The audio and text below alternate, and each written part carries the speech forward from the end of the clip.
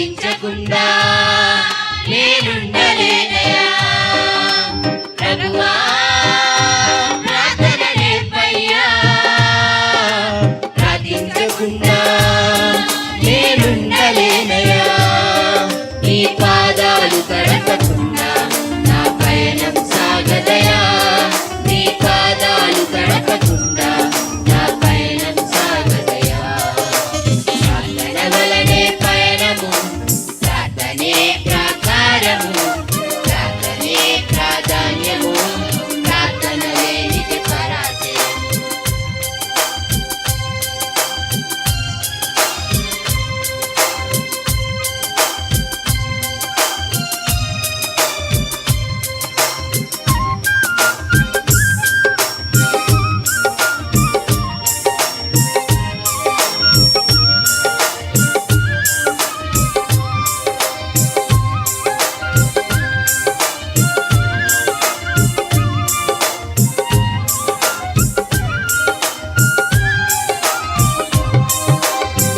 ప్రార్థనలో నాటునది పెళ్ళగించుట సాధ్యము. ప్రార్థనలో పోరాడునది పొందకపోవుట సాధ్యము.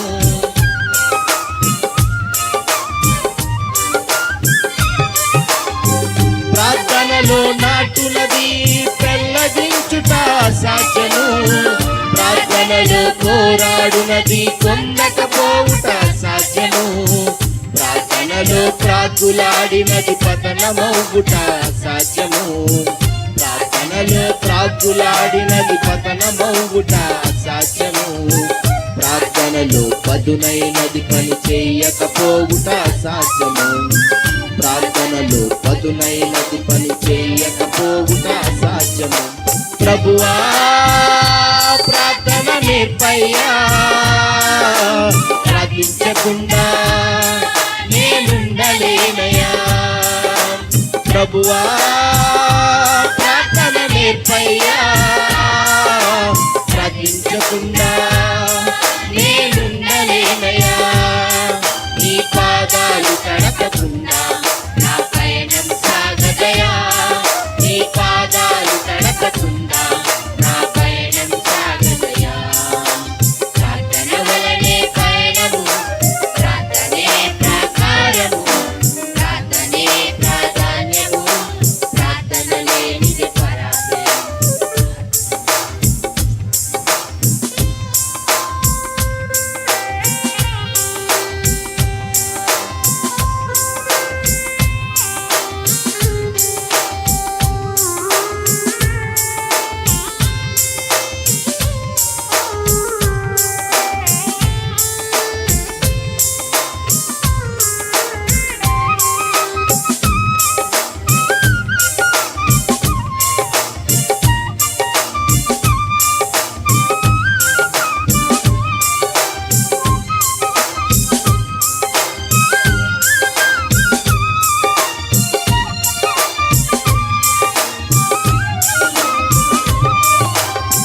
ప్రార్థనలో కన్నీళ్ళు కరిగిపోవుట సాధ్యము.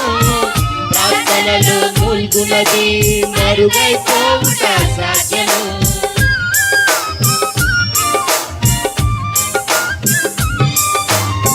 ప్రార్థనలో కన్నీళ్ళు కరిగిపోవుట సాధ్యము.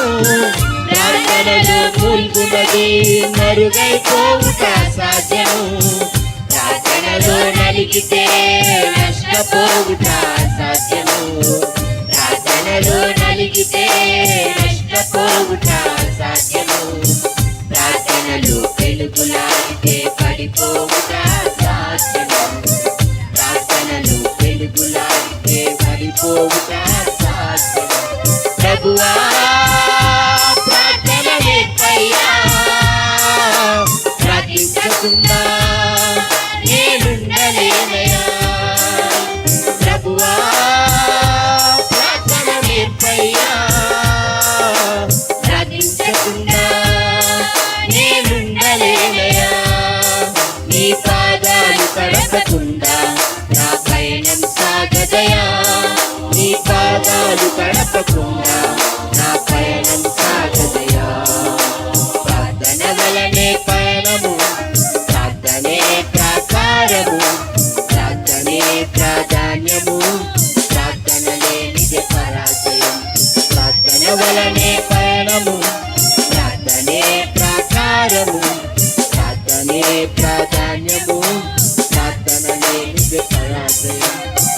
ప్రభువా ప్రార్థన నేర్పయ్యా, ప్రార్థించకుండా నేనుండలేనయ్యా. ప్రభువా ప్రార్థన నేర్పయ్యా, ప్రార్థించకుండా నేనుండలేనయ్యా. నీ పాదాలు తడపకుండా నా పయనం సాగదయా, నీ పాదాలు తడపకుండా నా పయనం సాగదయా. ప్రార్థన వలనే పయనము, ప్రార్థనే ప్రాకారము, ప్రార్థనే ప్రాధాన్యము, ప్రార్థన లేనిది పరాజయం. ప్రార్థన వలనే పయనము, ప్రార్థనే ప్రాకారము, ప్రార్థనే ప్రాధాన్యము, ప్రార్థన లేనిది పరాజయం.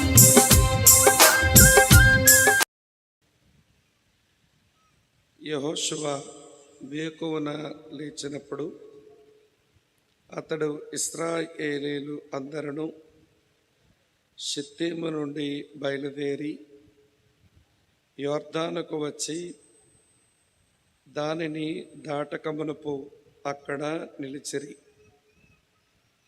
3 దినములైన తరువాత నాయకులు పాలెములో తిరుగుచు జనులకు ఇలాగున ఆజ్ఞాపించిరి, మీరు మీ దేవుడైన యెహోవా నిబంధన మందసమును యాజకులైన లేవీయులు మోసుకొని పోవుట చూచినప్పుడు మీరు ఉన్న స్థలములో నుండి బయలుదేరి దాని వెంబడి వెళ్ళవలెను. మీకును దానికిని దాదాపు 2000 కొలమూరల ఎడముండవలెను. మీరు వెళ్ళు త్రోవ మీరు ఇంతకు ముందుగా వెళ్ళినది కాదు, మీరు దానిని గుర్తుపట్టవలెను. గనుక ఆ మందసమునకు సమీపంగా మీరు నడవరాదు. మరియు యెహోషువ, రేపు యెహోవా మీ మధ్య అద్భుత కార్యములు చేయును గనుక మిమ్మను మీరు పరిశుద్ధపరచుకొనుడని జనులకు ఆజ్ఞ ఇచ్చెను. మీరు నిబంధన మందసమును ఎత్తుకొని ప్రజల ముందర నడువుడని యాజకులకు అతడు సెలవీయగా వారు నిబంధన మందసమును ఎత్తుకొని ప్రజల ముందర నడిచిరి. ప్రభు ఈ వచనాలు మన ఆధ్యాత్మిక జీవితాలకు ఆశీర్వాదకరముగా చెయ్యునుగాక. ఆమెను చెప్తారా? ఓకే.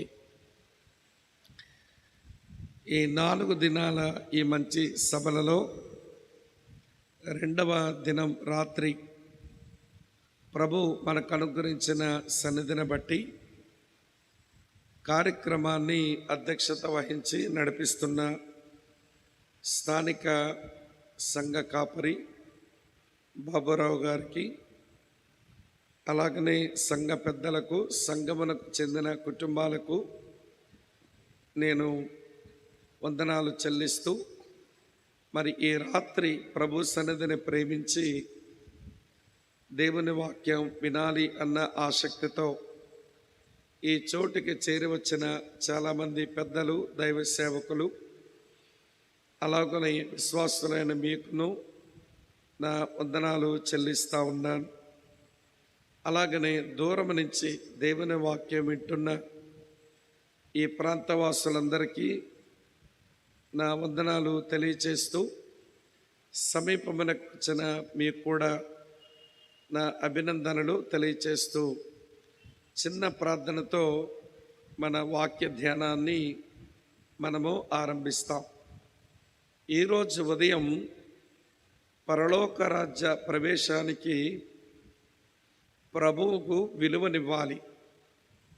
పరలోక రాజ్య ప్రవేశమునకు ప్రభువునకు విలువనిచ్చుట, అది ఏమిటో మనం ఈరోజు ఉదయం నేర్చుకోవడానికి ప్రభు సహాయం చేశారు.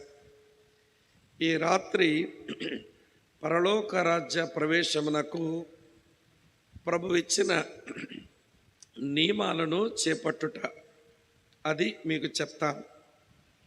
మనమంతా ఈ భక్తి చేయటం వెనుక మన అందరికీ ఉన్న ఆశ, ఆకాంక్ష ఏమిటి అంటే పరలోక రాజ్యమందు మనము ప్రవేశించాలి అని.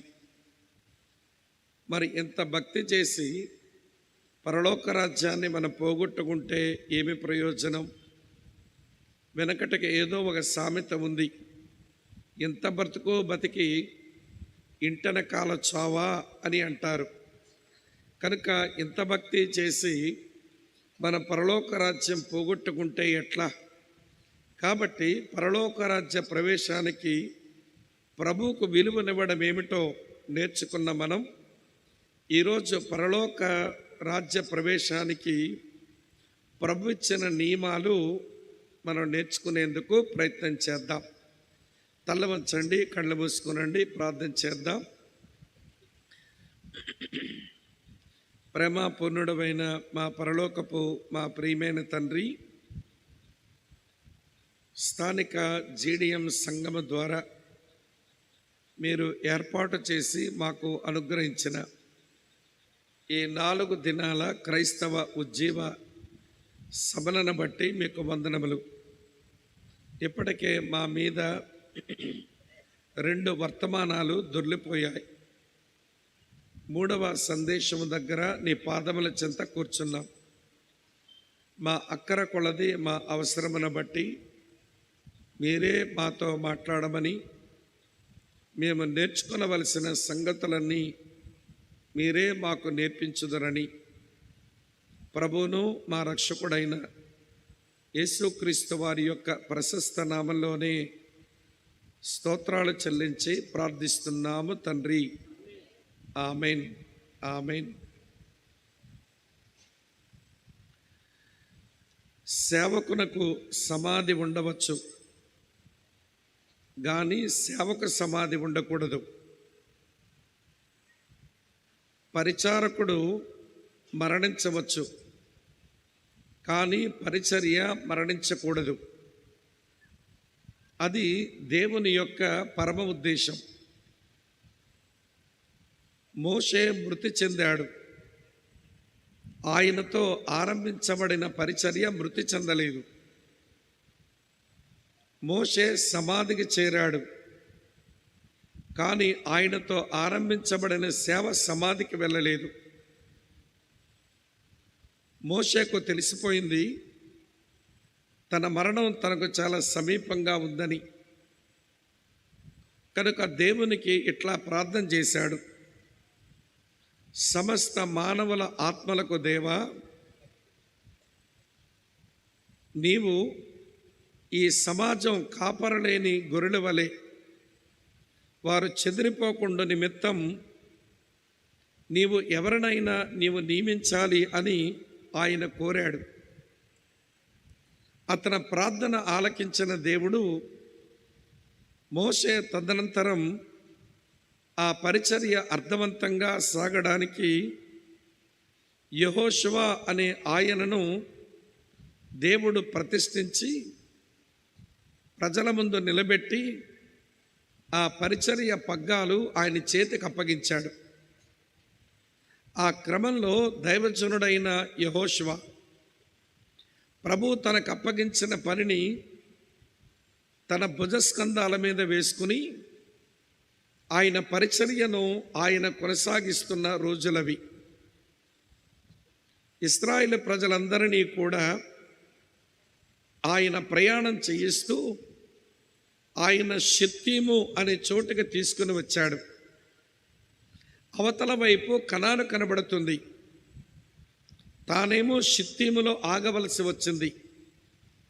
కారణం, ఈ షిత్తీముకు ఆ కనానుకు మధ్య యోర్దాను నది ఉంది. సాధారణంగా యోర్దాను నది అంత ఒడిగా ప్రవాహమున్న నదే కాదు, అలాగనే అదేమి పెద్ద వెడల్పున్న నది అంతకంటే కాదు. కానీ కోతకాలములో మాత్రం అది గట్ల మీద పొర్లిపారుతుంది. దాని యొక్క వెడల్పు సాధారణంగా ఉన్న దానికంటే 100 రెట్లు ఎక్కువైపోతుంది. ఆ కారణం చేత ఇన్ని లక్షల మందిని నేను యోర్దాను నదిని ఎట్లా దాటించేది అర్థం కావడం లేదు. యోర్దాను నది పొర్లి పారుతూ ఉంది, ఎదురుగా కనాను కనబడుతుంది, కానీ చేరేందుకు అవకాశాలు కుదరడంలా. ఆ కారణం చేత దేవుని సేవకుడైన యెహోషువ అక్కడ నిలిచి ఉండిపోగా యోర్దానుని ఛేదించుకొని కనానుకు చేరుకునేందుకు దేవుడు కొన్ని నియమాలు ఇచ్చాడు. ఆ నియమాలను పరలోక రాజ్య ప్రవేశానికి నియమాలతో కలిపి మీతో చెబుదామనుకుంటున్నాను. జాగ్రత్తగా వినండి. షిత్తీము అనే మాటకు అర్థం తుమ్మ చెట్ల స్థలం అని అర్థం. వారు షిత్తీములో ఉండిపోయారు. ఈ తుమ్మ చెట్ల స్థలమునకు లోకము అనే భాష్యం మనము చేసుకోవచ్చు. అవతల వైపు కనాను ఉంది. కనాను దేశం పరలోక రాజ్యపు జీవితానికి సంబంధించింది. ఆ కనాను దేవుడు సిద్ధపరిచినటువంటి దేశం. ఆ కనాను దేవుని సమృద్ధి ఉన్న దేశం. ఆ కనాను దేవుని సమకూర్పు ఉండే దేశం. ఆ కనాను దేవుని సన్నిధి ఉండే దేశం. అందుకనే చాలామంది బైబిల్ పండితులు కనాను దేశాన్ని పరలోకపు తొలి రుచితో పోలిస్తారు. కాబట్టి ప్రియులారా, దేవుని సన్నిధి ఉన్న, దేవుని సమకూర్పు ఉన్న, దేవుని యొక్క సమృద్ధి ఉన్న, దేవుడే సిద్ధపరిచిన ఆ కనానుకు వారు ప్రవేశించాలి. కాకపోతే ఇక్కడ యోర్దాను అడ్డమైపోయింది. అది గట్ల మీద పొర్లిపారుతుంది.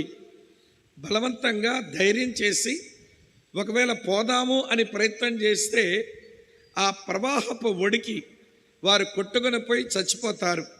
అందుచేత ఏమి చేయాలో అర్థం కాని కారణం చేత యెహోషువ నిలబడినట్లుగా ఈరోజు లోకములో మనమంతా నిలబడ్డాం. మన ముందు ఏవో మన యోర్దానులు ఉన్నాయి. సేవకుల యోర్దానులు సేవకులవి, సాధారణ విశ్వాసుల యోర్దానులు సాధారణ విశ్వాసులవి. అందరివి ఒకలాంటి యోర్దానులు ఉండవు. ఎవరి యోర్దాను వారిది. ఎవరికున్న సవాలులు వారికి ఉంటాయి. ఎంత చెట్టుకంత గాలి అన్నట్టు ఎవరు ఎదుర్కోవలసిన సవాలులు వారు ఎదుర్కోవలసి ఉంటుంది. సరే ప్రియులారా, ఇప్పుడు యోర్దాను దాటి వెళ్ళిపోతే దేవుడు సిద్ధం చేసిన, దేవుడు సమృద్ధి ఉంచిన, దేవుడు సమకూర్చి పెట్టిన, దేవుని సన్నిధి ఉన్న ఆ కనానుకు వెళ్ళిపోవచ్చు. కానీ ఇప్పుడు షిత్తీములో ఆగిపోయారు. దేవుడు వారికి ఒక 5 నియమాలు ఇచ్చాడు. ఈ రోజున గొంది ఓ యోహాన్ మెమోరియల్ జీడిఎం సంఘం ఏర్పాటు చేసిన సభలో కూర్చున్న మనము మన అందరి జీవితాలు షిత్తీములో ఉండే జీవితాలే.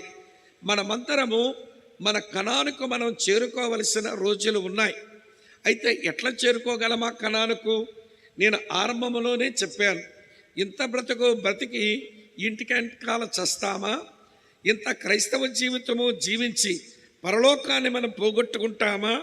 కనుక అక్కడికి చేరేందుకు ప్రభు మనకు అనుగ్రహించిన ఆ నియమాలను అర్థం చేసుకుని ఆ నియమానుసారంగా జీవించి మనం చేరుకోవలసిన ఆ పరలోకానికి మనము చేరుకోవాలి.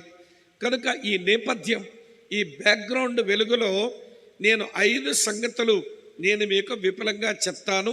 ఈ 5 సంగతులు ఇవి మన జ్ఞానానికి కాదు సుమా, ఇది మన ఆచరణకు అనే విషయాన్ని మీరు దయతో గమనించి ఈ 5 నియమాలు మన ఆచరణలోనికి వస్తే మనము నిజముగా ఆ నిత్యత్వానికి, ఆ పరలోక రాజ్యానికి మనం చేరుకోవడానికి మనం పనికొస్తాం. రండి, మొదటి సంగతి చెప్తున్నాను. యెహోషువ గ్రంథం 3వ అధ్యాయం నేను చదువుతున్నాను. 3వ వచనం.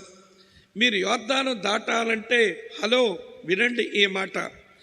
మీరు మీ దేవుడైన యెహోవా నిబంధన మందసమును యాజకులైన లేవీయులు మోసుకొని పోవుట అన్నాడు.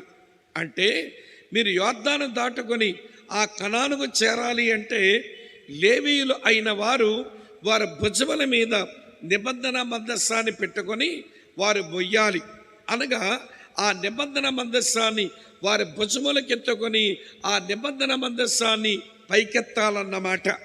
ఇది మీ మనసులో ఉంచండి, వివరణిస్తాను. ఇంతగా నిబంధన మందస్సం అంటే ఏమి దీని అర్థం? ఇశ్రాయేలు ప్రజలకు నిబంధన మందస్సం అంటే అందులో 3 రకాల ఆర్టికల్స్ ఉన్నాయి, 3 రకాల వస్తువులు ఉన్నాయి. ఏమున్నాయో చెప్తాను వినండి. ఒకటి విరిగిపోయిన ఆజ్ఞలు కలిగిన పలకలు ఉన్నాయి. రెండవది నిబంధన మందస్సంలో మన్నా కలిగినటువంటి పాత్ర ఉంది. అలాగనే నిబంధన మందస్సములో చిగురించిన అహరోను కర్ర ఉంది. ఈ 3 వస్తువులతో ఉన్న ఆ పెట్టే నిబంధన మందస పెట్టే. అక్కడ కెరూబుల మధ్య దేవుడు తన సన్నిధిని ఉంచేవాడు. కాబట్టి ఆ నిబంధన మందస్సాన్ని యాజకులైన లేవీయులైన మీరు మీ భుజముల మీదకెత్తి పైకెత్తండి అన్నాడు. యోర్దాను దారివ్వాలంటే, మీరు కనానులో ప్రవేశించాలి అంటే యాజకులైన లేవీయులు నిబంధన మందస్సాన్ని భుజములకెత్తుకొని నిబంధన మందస్సాన్ని పైకెత్తాలి. ఈ రోజున నూతన నిబంధన క్రైస్తవులంగా మనము దీన్ని ఎట్లా అర్థం చేసుకోవాలి చెప్తాను వినండి. వారికి నిబంధన మందస్సం మనకు ఎవరో తెలుసా? అది మన ప్రభువైన యేసు క్రీస్తే. ఎందుకో చెప్తాను వినండి. ఆ రాయబడిన రాతి పలకలు పగిలిపోయినాయి. దాని మీద దేవుడు రాసినటువంటి వాక్యం 10 ఆజ్ఞలు ఉన్నాయి. అది పగిలిపోయినటువంటి రాతి పలకలే కనుక వ్రాయబడిన వ్రాత కలిగినటువంటి ఆ రాతి పలకలు దేవుని వాక్యం. అది మన ప్రభువైన యేసు క్రీస్తే. ఆ నిబంధన మందస్సములో ఉన్నటువంటి, వింటున్నారు కదూ, ఆ మన్నా కలిగినటువంటి పాత్ర మరి ఏమిటో కాదు, అది జీవాహారమైన మన ప్రభువైన యేసు క్రీస్తే. అటు తరువాత ఆ నిబంధన మందస్సములో ఉన్న చిగురించిన అహరోను కర్ర, అది మరి ఎవరో కాదు, అది పునరుత్థానుడైన యేసు క్రీస్తే. దేవుని వాక్యం యేసు క్రీస్తు, జీవాహారం యేసు క్రీస్తు, పునరుత్థానుడు యేసు క్రీస్తు. కనుక ఈ 3 వస్తువులు కలిగిన ఆ నిబంధన మందస్సం యాజకులైన వారు తమ భుజముల మీదకెత్తుకొని దాన్ని పైకెత్తాలి ఈ ప్రయాణం చేయడానికి. ఆ రోజున అది చరిత్ర. ఈ రోజున వాస్తవం ఏంటనంటే సేవకులైన వారు, అలాగనే సంఘములో పెద్దలైన వారు, దేవుని ప్రజలందరూ కూడా మీ వెనుకాల ప్రయాణం చేసి యోర్దాను దాటుకొని ఆ పరలోక రాజ్యానికి చేరేదానికి, ఆ కనానుకు చేరేదానికి ఈ పెద్దలు, యాజకులు, సేవకులు యేసును పైకెత్తడం నేర్చుకోవాలి. యేసును పైకెత్తడం నేర్చుకోవాలి. మీరు పైకెత్తబడకండి. మీ వల్ల మాకు ఒరిగేదేంటి, జరిగేదేంటి? యేసును పైకెత్తండి. సేవకులారా, సంఘములో పెద్దలారా, సంఘములో పరిచారకులారా, ఇగో ఇంతమంది మీ వెనకాల యాత్ర చేస్తున్నాం. మనమందరం కలిసి మన యోర్దాను ఛేదించుకొని మన కనానుకు చేరుకోవాలంటే సేవకులైన మీరు, పెద్దలైన మీరు, పరిచారకులైన మీరు యేసును బాగా పైకెత్తండి. యేసును బాగా పైకెత్తండి. యేసును పైకెత్తడం అంటే ఎలా ఉంటుంది? నేను ఉదాహరణతో మీకు జ్ఞాపకం చేస్తాను, రండి. యోహాను సువార్త 3వ అధ్యాయం 30వ వచనం. ఇక్కడ నుంచి మీరు వాక్యాలు చూడాలి అని నేను మీకు మనవి చేస్తున్నాను. యోహాను సువార్త 3వ అధ్యాయం చూడండి, 30వ వచనం ఇలా వ్రాసి ఉంది. ఏముంది అక్కడ? ఆయన హెచ్చవలసి ఉన్నది, నేను తగ్గవలసి ఉన్నది. ఇది ఎవరి మాట అంటే బాప్తిస్మమిచ్చు యోహాను చెప్పిన మాట. యోహాను ప్రభువైన యేసుక్రీస్తును పైకెత్తినాడు. అందుకే ఆయన అంటున్నాడు, ఆయన హెచ్చవలసి ఉన్నది, నేను తగ్గవలసి ఉన్నది. ఎట్లా హెచ్చించినాడు? నేను వివరణిస్తాను వినండి. ఆయన నదిలో బాప్తిస్మమిస్తుంటేను యెరూషలేము నుంచి కొంతమందిని పంపించినారు అక్కడికి. యెరూషలేములో ఉన్నటువంటి ప్రధాన యాజకులు, పరిసయ్యులు, ఒరే బాబు, వాడెవడో అక్కడ నదిలో బాప్తిస్మం ఇస్తున్నాడు, అతను ఎవడో చూడండి కనుక్కొని రండి పంపిస్తే వాళ్ళు వచ్చి బాప్తిస్మం ఇచ్చి యోహాను అడుగుతున్నారు, ఎవరవయ్యా నీవు, మనుషులకు బాప్తిస్మాలు ఇచ్చేస్తున్నావు, నువ్వు ఏలియావా అని అడిగారు. బాప్తిస్మం ఇచ్చి యోహాను అన్నాడు, కాదండి అన్నాడు. సరే మరి నీవు క్రీస్తువా అని అడిగారు. ఆయన అన్నాడు, కాదండి అన్నాడు. మరి మా పితరుడైనటువంటి మోషే ద్వితోపదేశకాండం 18వ అధ్యాయం 16వ వచనంలో చెప్పినాడు, మీకు ఆ ప్రవక్త అనుగ్రహించబడతాడు అని, నీవు ఆ ప్రవక్తవా అని అడిగారు. అప్పుడు ఆయన అన్నాడు, కాదండి అన్నాడు. ఏలియా అంటే కానంటివి, క్రీస్తువని అడిగితే కానంటివి, నువ్వు ఆ ప్రవక్తవని అడిగితే కానంటివి. మరి ఎవడో నువ్వు చెప్పు, మమ్మల్ని పంపించినటువంటి వారికి నువ్వు ఎవరవో మేము చెప్పాలి, నువ్వు ఎవరివి అని అడిగితే అప్పుడు బాప్తిస్మం ఇచ్చి యోహాను అంటాడు, నేను అరణ్యములో కేక వెయ్యు ఒకని శబ్దమును అన్నాడు. నేనెవరని? శబ్దాన్ని అన్నాడు. ఇప్పుడు చెప్తాను వినండి, శబ్దం కనబడుతుందా వినబడుతుందా? మాట్లాడరే. వినబడుతుంది కానీ కనబడదు. నేను ఎవరినో తెలుసా? నేను వినబడవలసిన వాడనే కానీ నేను కనబడవలసిన వాడే కాదు.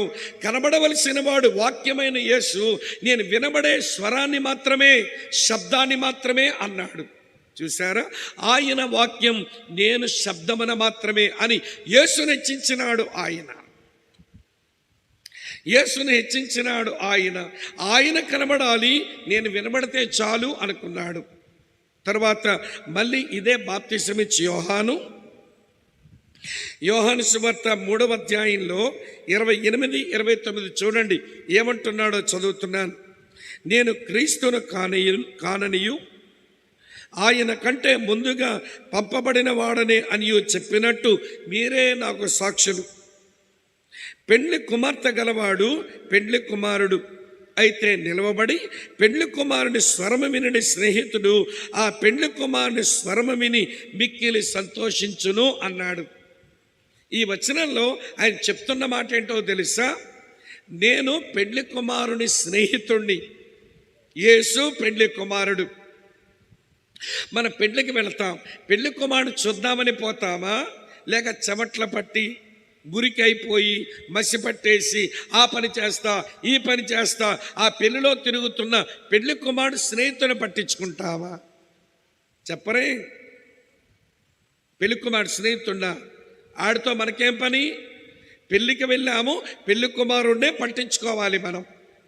కనుక ఇప్పుడు బాప్తిస్మం ఇచ్చి యోహాను అంటాడు, యేసు పెండ్లి కుమారుడు, నేను కేవలం పెండ్లి కుమారుని స్నేహితుడిని మాత్రమే. చూసారు ఎలా హెచ్చిస్తున్నాడో? ఆయన వాక్యం, నేను శబ్దం. ఆయన పెండ్లి కుమారుడు, నేను కేవలము స్నేహితుడిని. తర్వాత ప్రియులారా, యేసయ్య చెప్పినాడు ఈ బాప్తిస్మం ఇచ్చి యోహాను గురించి ఒక మంచి మాట.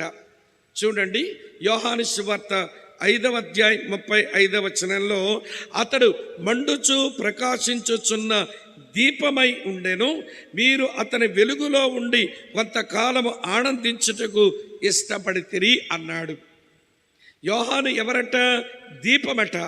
యేసయ్య ఎవరట? వెలుగంట. వెలుగు అవసరం కానీ ఆ వెలుగు కింద కనబడకుండా ఉండేటువంటి దీపబుడ్డితో ఏం పనండి? యోహాను ఎటువంటి వాడంటే, నేను దీపం బుడ్డి లాంటి వాడిని, కానీ నా యేసు వెలుగైనటువంటి వాడు అని యేసుని హెచ్చిస్తా ఉన్నాడు.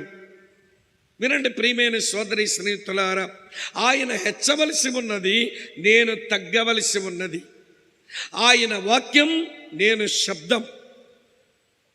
ఆయన పెళ్లి కుమారుడు, నేను పెళ్లి కుమారుడు స్నేహితుణ్ణి. ఆయన వెలుగు, నేను దీపం బుడ్డిని. ఇలాగ హెచ్చించడం బాప్తిస్మం ఇచ్చి యోహాను నేర్చుకున్నాడు. కనుక ప్రియులారా, యేసును పైకెత్తడం, యేసును హెచ్చించడం అంటే ఇలా ఉంటుంది. కనుక మనమందరము కలిసి ఆ పరలోక రాజ్యానికి ప్రవేశించాలి అంటే ముందు సేవకులైన వారు, ముందు పెద్దలైన వారు, ముందు పరిచారకులైన వారు మీరు చేయవలసిన పని ఏంటనంటే, మా ముందు యేసును పైకెత్తండి. మా ముందు యేసును పైకెత్తండి. ఈ రోజున దురదృష్టకరమైన విషయం ఏంటనంటే, యేసును పైకెత్తడం ఈ రోజున సేవకులకు, పెద్దలకు, పరిచారకులు రావడం లేదు, కానీ వీళ్ళు పైకెక్కుతున్నారు మన ముందు. వీళ్ళు కనబడుతున్నారు మనకు బాగా. వినండి అక్క, చెల్లి, తమ్ముడన్న, పైకెత్తబడిన యేసును చూస్తే మనం రక్షించబడతాం, కానీ ఈ మనుషులను చూస్తే మనం రక్షించబడం. కనుక సేవకులు, పెద్దలు, పరిచారకులు నేర్చుకోవలసిన పని ఏంటనంటే, ఎత్తబడవలసిన వాడు యేసు, కనబడవలసింది ఆయనే, గుర్తించబడవలసింది ఆయనే. వినండి ప్రియులారా, మనుషుల చేత పొగడబడవలసింది ఆయనే. వెలుగు ఆయన, పెళ్లి కుమారుడు ఆయన, వాక్యం ఆయన. ఆయన పైకెత్తబడాలి. మన పైకెత్తబడే ప్రయత్నం సేవకులైన వారు, పెద్దలైన వారు, పరిచారకులైన వారు మేమెత్తబడాలి, మేము కనబడాలి అనుకోకూడదు. మా దగ్గర సామెత ఉంది, మీతో చెప్తాను వినండి. మా సామెత ఏంటనంటే, కూరక తాలింపు, బట్టగ జాడింపు, తెలుగోడికి పొగిడింపు, లేకపోతే బతకలేరట. కూరకేంటమ్మా, ఇలాంటి బాగా చెప్తారు మీరు, పర్లేదు చెప్పండి. కూరకేంటి తల్లి? తాలింపు. బట్టకేంటట? జాడింపు. తెలుగోడికి ఏంటట? పొగిడింపు.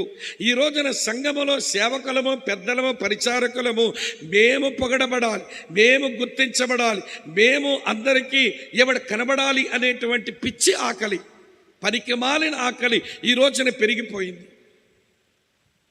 20వ శతాబ్దపు ప్రవక్తగా ఒక దేవుని సేవకుడు పిలువబడ్డాడు ప్రపంచ క్రైస్తవ్యం చేత. ఆయన పేరు A.W. టోజర్. ఈ భక్తుడు ప్రతిరోజు చేసే ప్రార్థన ఏంటో చెప్పన, ప్రభువా నీ మందిరములో అందరూ కాలు తుడుచుకుని ఒక గోనెపట్టలాగా నన్ను వాడుకో దేవా, నాకంతే చాలు. మందిరములో వాక్యం చెప్పే ప్రసంగికుడు ఉంటాడు, ఇతగాడికి వందనాలు చెప్తారు. ఇక్కడ నిలబడి పాటలు పాడే వాళ్ళు ఉంటారు, వాళ్ళకి వందనాలు చెప్తాం. మంచి వాయిద్య సహకారం అందించే అన్నయ్యలు ఉంటారు, వాళ్ళకి వందనాలు చెప్తాం. అక్కడ భోజనాలు సిద్ధపరిచే బ్రదర్స్ ఉంటారు, వాళ్ళకి వందనాలు చెప్తాం. అన్ని ఏర్పాట్లు చేసే వాళ్ళు ఉంటారు, వాళ్ళకి వందనాలు చెప్తాం. వచ్చినటువంటి మీకు వందనాలు చెప్తాం. కానీ మందిరంలోకి వచ్చినప్పుడు అందరి కాళ్ళకి ఏమన్నా మట్టి తుడుచుకోవడానికి ఉపయోగపడుతుంది, ఆ గోని పట్ట, దానికి వందనాలు చెప్పినోడేడి?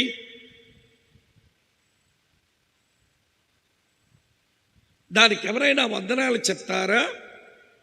కానీ 20వ శతాబ్ద ప్రవక్తగా క్రైస్తవులకు మంచి పుస్తకాలు వ్రాసి గొప్ప సేవ చేసిన దైవజనుడు అంటాడు, ప్రభువా నీ మందిరములో అందరూ కాలు తుడుచుకొని ఒక గోనెంకేమలాగా వాడుకోనాయన, నాకంతే చాలు. ఏమిటి ఆయన గారి మనసు? నేను అందరికీ ఉపయోగపడాలి, కానీ ఎవరూ నన్ను గుర్తించకూడదు. నేను అందరికీ సేవ చెయ్యాలి, కానీ ఎవరూ నన్ను పొగడకూడదు. నేను అందరికీ ఉపయోగపడాలి, ఎవరూ నన్ను కొనియాడకూడదు. అదండి ఆత్మీయమైన మనసు. ఈ రోజున అంతెందుకండి, ఎల్లుండి ఉదయం ఆరాధన అయిపోయిన తర్వాత ఇక్కడ వందన సమర్పణలో బాబురావు గారో లేక సెక్రటరీ గారో నిలబడి వందన సమర్పణలో పొరపాటున నీ పేరు మర్చిపోయారనుకో, ఎట్లా పోతావు నువ్వు? ఈ మధ్య మేము పాస్టర్ గారికి పెద్దలు కనబడడం లేదండి అని ఇట్లా తిప్పుకొని పోతావు, పక్షవాత రోగం వచ్చింది దానిలాగా. ఏమంట? పేరు చెప్పలేదట, మేము కానుకివ్వలేదా అండి, మేము కూటానికి రాలేదండి, మేము కష్టపడి పని చేయలేదా అండి, మమ్మల్ని పొగడలేదేంటి? పొగడ్తల పిచ్చోళ్ళు. అమ్మ వింటున్నారా? ఈ రోజున సేవకులు, పెద్దలు, పరిచారకులు ఈ మాయిదారు రోగంలో పడకూడదు. మీరు ఈ రోగంలో పడ్డారంటే మీరు యోర్దాను దాటరు, మమ్మల్ని దాటించరు. అమ్మ వింటున్నారా? ఈ రోజున ఈ పిచ్చి ఎంత ముదిరిందంటే మీకు అర్థమయ్యేలా చెప్తాను. ఏప్రిల్, మే నెలలో మీటింగులు జరుగుతున్నాయట. బాగా ఎండలు ముదిరిపోయి ఉంటాయి కదా. నాలాంటి బోధకుడు ఆ ఏప్రిల్, మే నెల మధ్యలో వాక్యం చెప్పుకుంటా ఎండకేమో ఒక్కపోస్తుంటే చెమట్లు కారిపోతున్నాయట. వింటున్నారా లేదా? చెమట్లు కారిపోతుంటే ఆ స్విచ్ బోర్డు దగ్గర ఉన్న పిల్లగాడిని పిలిచి, ఒరే తమ్ముడా వచ్చి ఫ్యాన్ అయ్యవా అన్నాడు. వాడు కళ్ళు గుడ్ల గోబలా చేసి ఇట్లా అన్నాడు, ఫ్యాన్ పనిచేయడం లేదేమో, అందుకే ఫ్యాన్ వేయమంటే వాడు వేయట్లేదు అనుకున్నట్ట. మళ్ళీ వాక్యం చెప్తున్నాడు కానీ చెవట్లు కారిపోతున్నాయి. మళ్ళీ బతివలాడు, ఎవరు తమ్మి కొంచెం ఫ్యాన్ రాదా అన్నాడు. ఆడు మరొకొచ్చి ఇట్లా కళ్ళు మిటకరించి ఇట్లా అన్నాడు. ఫ్యాన్ పనిచేయడం లేదన్నమాట. అయితే సరే, ప్రసంగం అంతా చేసి ముగించి నేరుగా వాడి దగ్గరికి పోయినాడు ఈ ప్రసంగికుడు. ఏమరా తమ్ముడా, 2 సార్లు అడిగానుక ఫ్యాన్ అయ్యమని, నువ్వేంటి కళ్ళు పెద్దగా చేసి ఎట్లట్లా బుర్రోపావు, ఫ్యాన్ పనిచేయటం లేదా? సంఘ కాపరికి పెద్దలకి చెప్తాను, ఇంకా కూటాలు ఇంకా జరగాలి కదా మనకు, ఫ్యాన్ తిరగకపోతే చెమటకి పట్టేస్తుంది అన్నట్ట. అప్పుడు ఆడు అన్నాడు, ఫ్యాన్ బాగానే పనిచేస్తుంది అన్నాడు. ఫ్యాన్ బాగానే పనిచేస్తుందా? మరి ఏమంటే ఎందుకురా వెయ్యలేదు అన్నాడట. వెయ్యొద్దని చెప్పారు అన్నాడట. వెయ్యొద్దని చెప్పారా? నా మీద పగబట్టినోడు ఎవడరా మీ చర్చలో ఉన్నారు, నా మీద కోపం ఎవడుకుంది అన్నట్ట. ఏమో అంకుల్ నాకు తెలియదు కానీ ఎవర్రా వెయ్యొద్దన్నారంటే ఆడంటాడు, ఫ్యాన్ ఇచ్చిన అంకులే వెయ్యొద్దన్నాడు.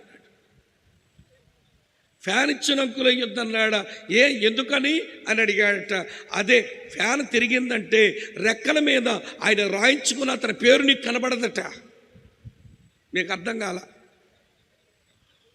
రెక్కల మీద ఆయన రాయించుకున్న పేరు కనబడదట, అందుకే ఫ్యాన్ అయ్యొద్దన్నాడట. నువ్వు ఫ్యాన్ ఇచ్చింది ఇక్కడ గాలి రావడానికా, నీ పేరు కనబడ్డానికా? మాట్లాడరే. గాలి రావడానికి. మరి తిరగనియొచ్చుగా ఫ్యాను. ఫ్యాన్ ఎగడానికి వీల్లేదన్నాడట. ఈ ప్రసంగికుడికి అతని పేరు కనబడాలట. ఈ రోజున సంఘాలలో ఈ పేరు పిచ్చోళ్ళు తగలబడ్డారు మనకి. యేసును ఎత్తవలసిన సేవకులు, యేసును పైకెత్తవలసిన పెద్దలు, యేసును పైకెత్తవలసినటువంటి పరిచారకులు విశ్వాసుల ముందు యేసును పైకెత్తడం మానేసి వీళ్ళు పైకెక్కి కనబడుతున్నారు మనకి. వీళ్ళు దాటరు యోర్దాను, మన దాటని వారు యోర్దాను. వీళ్ళు ములిగి చస్తారు, మన ములిగి ముంచి చంపుతారు వీళ్ళు.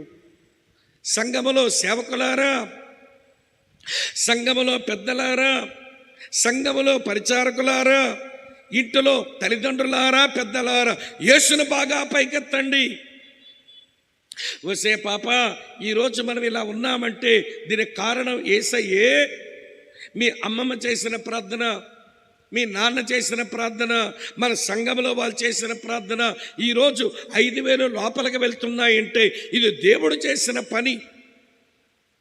నీ ఒంటి నిండా ఖరీదైన బట్ట కడుతున్నావంటే ఇది దేవుడు చేసిన పని అని ఈ పిల్లల ముందు, ఈ సంఘస్థుల ముందు యేసయ్యను బాగా పైకెత్తండి.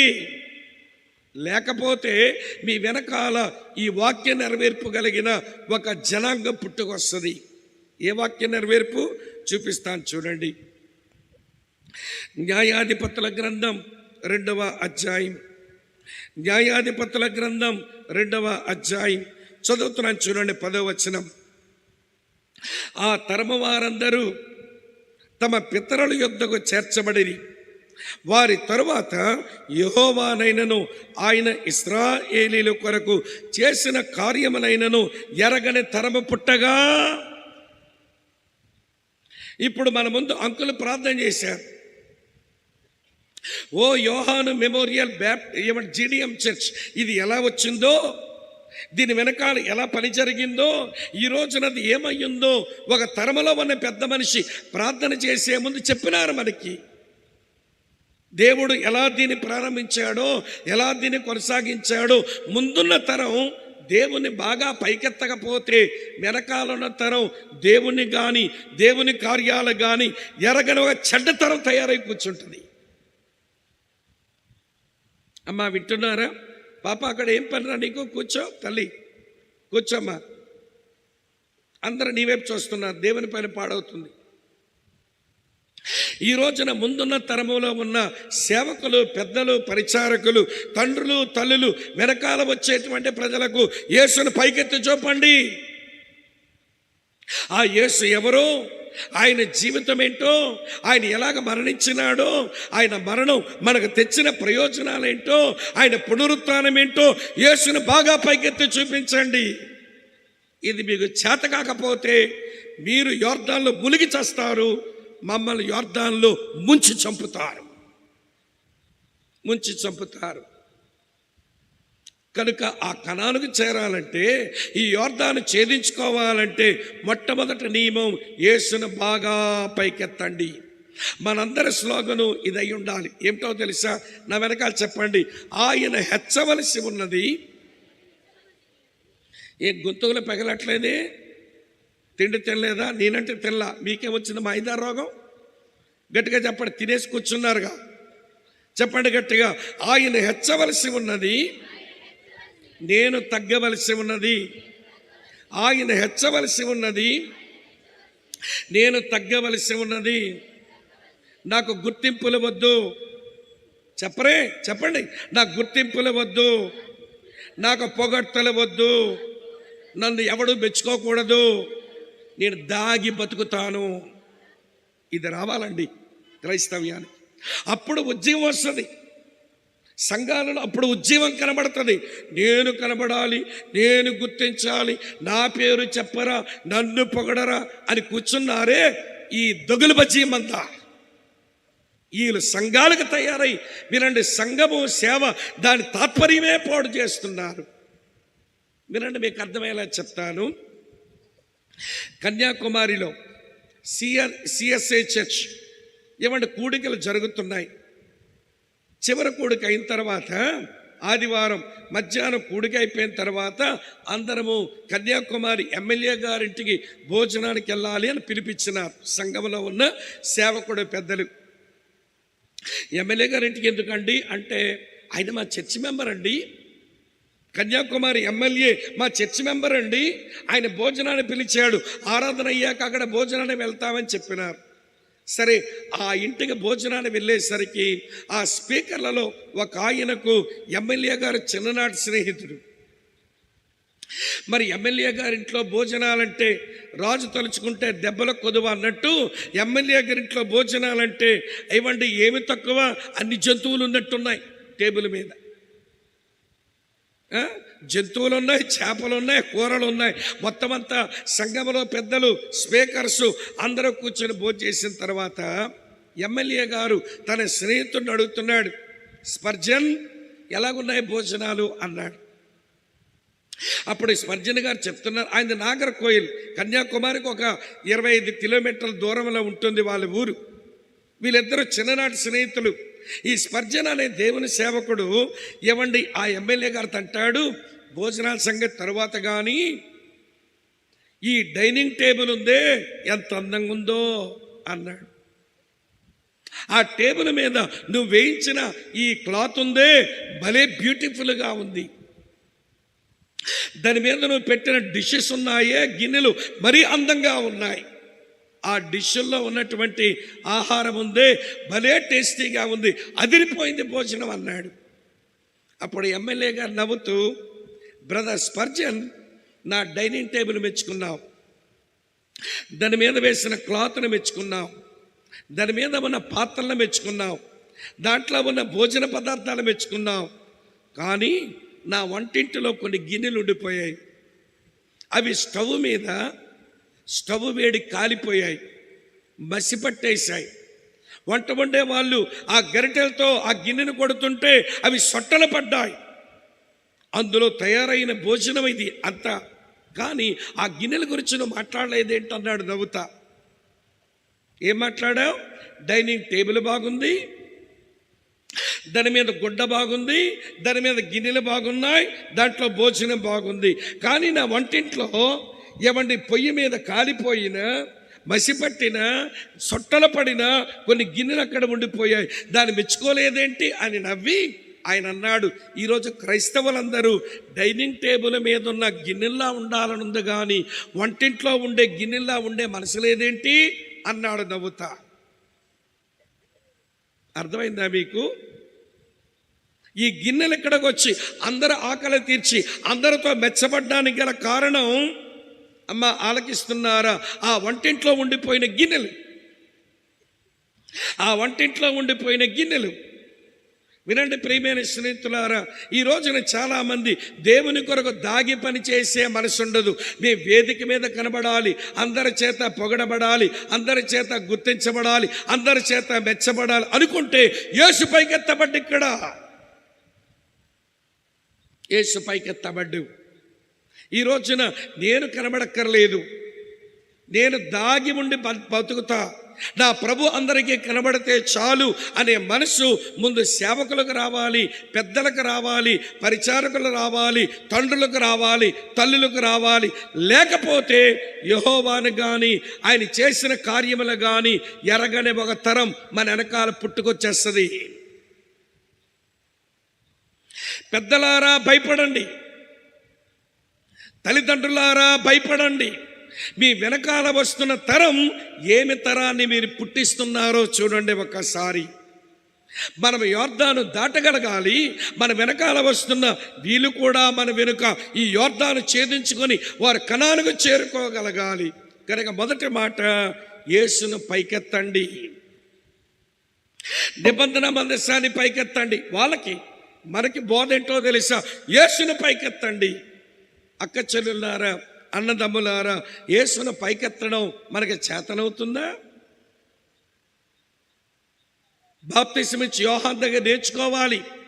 ఆయన వాక్యం, నేను శబ్దం, ఆయన పెళ్లి కుమారుడు, నేను పెళ్లి కుమారుడు స్నేహితుణ్ణి, ఆయన వెలుగు, నేను ఉత్తే దీపాన్ని, ఆయన చెప్పుల వారినైనా విప్పడానికి నేను పనికిరాను అని యేసును పైకెత్తాడే. ఇలాంటి మనస్తత్వం ఏమంటే మనలో కల్టివేట్ అవ్వాలి, ఇది పండించబడాలి. ఇది మొదటి నియమం. ఈ నియమంలోనికి పెద్దలు, పరిచారకులు, సేవకులు, తల్లిదండ్రులు అందరము రాకపోతే మన యోర్దాను ఛేదించుకొని మన కనాన్లోనికి మనం చేరుకోలేము. ఇది మొదటి నియమం. రండి, రెండో నియమం చెప్తాను. యెహోషువ గ్రంథం మళ్ళీ 3వ అధ్యాయం, యెహోషువ గ్రంథం 3వ అధ్యాయం మళ్ళీ 3వ వచనంలో యాజకులైన లేవీయులు మోసుకొని పోవుట అన్న తర్వాత చూచినప్పుడు అని ఉంది. అంటే ఎత్తబడిన నిబంధన మందసాన్ని చూడాలి. యాజకులు లేవీయులు వారి భుజాల మీద పెట్టి పైకెత్తారు. ఆ ఎత్తబడిన నిబంధన మందసాన్ని చూడాలి. అక్క చెల్లులారా, అన్నదమ్ములారా వినండి. అది వాళ్ళకి బోధ అయితే వాళ్ళు యోర్దాను దాటుకొని కనానుకు చేరేందుకు మనకు బోధ ఏంటో తెలుసా? ఎత్తబడిన యేసును మనము చూడాలి. ఎత్తబడిన యేసును మనము చూడాలి. ఒక విషయం జ్ఞాపకం చేస్తాను, వినండి. యేసు, నీవు నీ రాజ్యముతో వచ్చినప్పుడు నన్ను జ్ఞాపకం చేసుకోవా అని అడిగినాడు. ఎవరు మాట్లాడరే? సిలువలో ఒక దొంగ కదా. నాకు మళ్ళీ విడ్డూరం అనిపిస్తుందండి. వాడేమో క్రిమినల్, వాడు నేరస్తుడు, వాడికి వచ్చిందేంటి ఇంత అర్థవంతమైన ప్రార్థన? ఇన్ని సంవత్సరాలు బైబిల్ కలిగి ఉండి, ఇన్ని ప్రసంగాలు విని, ఇన్ని క్రైస్తవులుగా ఇన్ని కార్యక్రమాల్లో పాలిపంపులు పొంది ఇలాంటి మంచి ప్రార్థన మనకు రాదే? దొంగోడు కలిగొచ్చింది ఈ ప్రార్థన. చదువుతాను చూడండి. లూకాసు వార్త 23వ అధ్యాయం, లూకాసు వార్త 23వ అధ్యాయం 42వ వచనం. ఆయనను చూచి యేసు, నీవు నీ రాజ్యములోనికి వచ్చినప్పుడు నన్ను జ్ఞాపకము చేసుకొనమనెను. యేసు, నీవు నీ రాజ్యములోనికి వచ్చినప్పుడు నన్ను జ్ఞాపకము చేసుకొనము అనెను. వాడికి ఇంత మంచి ప్రార్థన రావడానికి మూలాధారం ఏంటో తెలుసా? సిలువలో ఎత్తబడిన యేసును చూచాడు. తండ్రి, వీరేమి చేయుచున్నారో వీరు ఎరుగర గనక వీరు క్షమించు అని యేసయ్య నోట్లోంచి పలుకులు వస్తుంటే ఈ సిలువలో వేలాడుతున్న దొంగ అలాగా యేసును చూచాడు. ఎత్తబడిన యేసును ఎప్పుడైతే చూచాడో నేను అనుకుంటాను వాడి లోపల భయభక్తులు వచ్చాయి. ఆ భయభక్తులు వచ్చాయి కనుకనే వాడు అంటున్నాడు పక్కవాడితో, చూడండి ప్రియులారా, చదువుతా 40వ వచనం.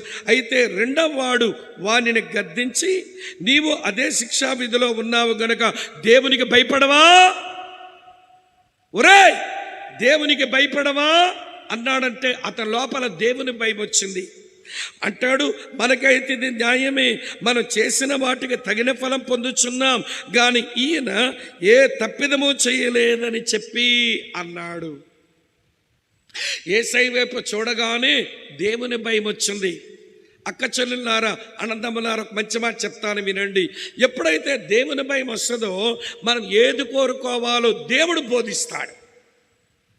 వీడికి ఎంత బాగా ఏది కోరుకోవాలో అదే కోరుకోగలిగాడు. ఎందుకు అంటే యేసును చూడగా దేవుని భయము రాగా ఏది కోరుకోవాలో బోధించబడింది. చూపిస్తాను రండి. 25వ కీర్తన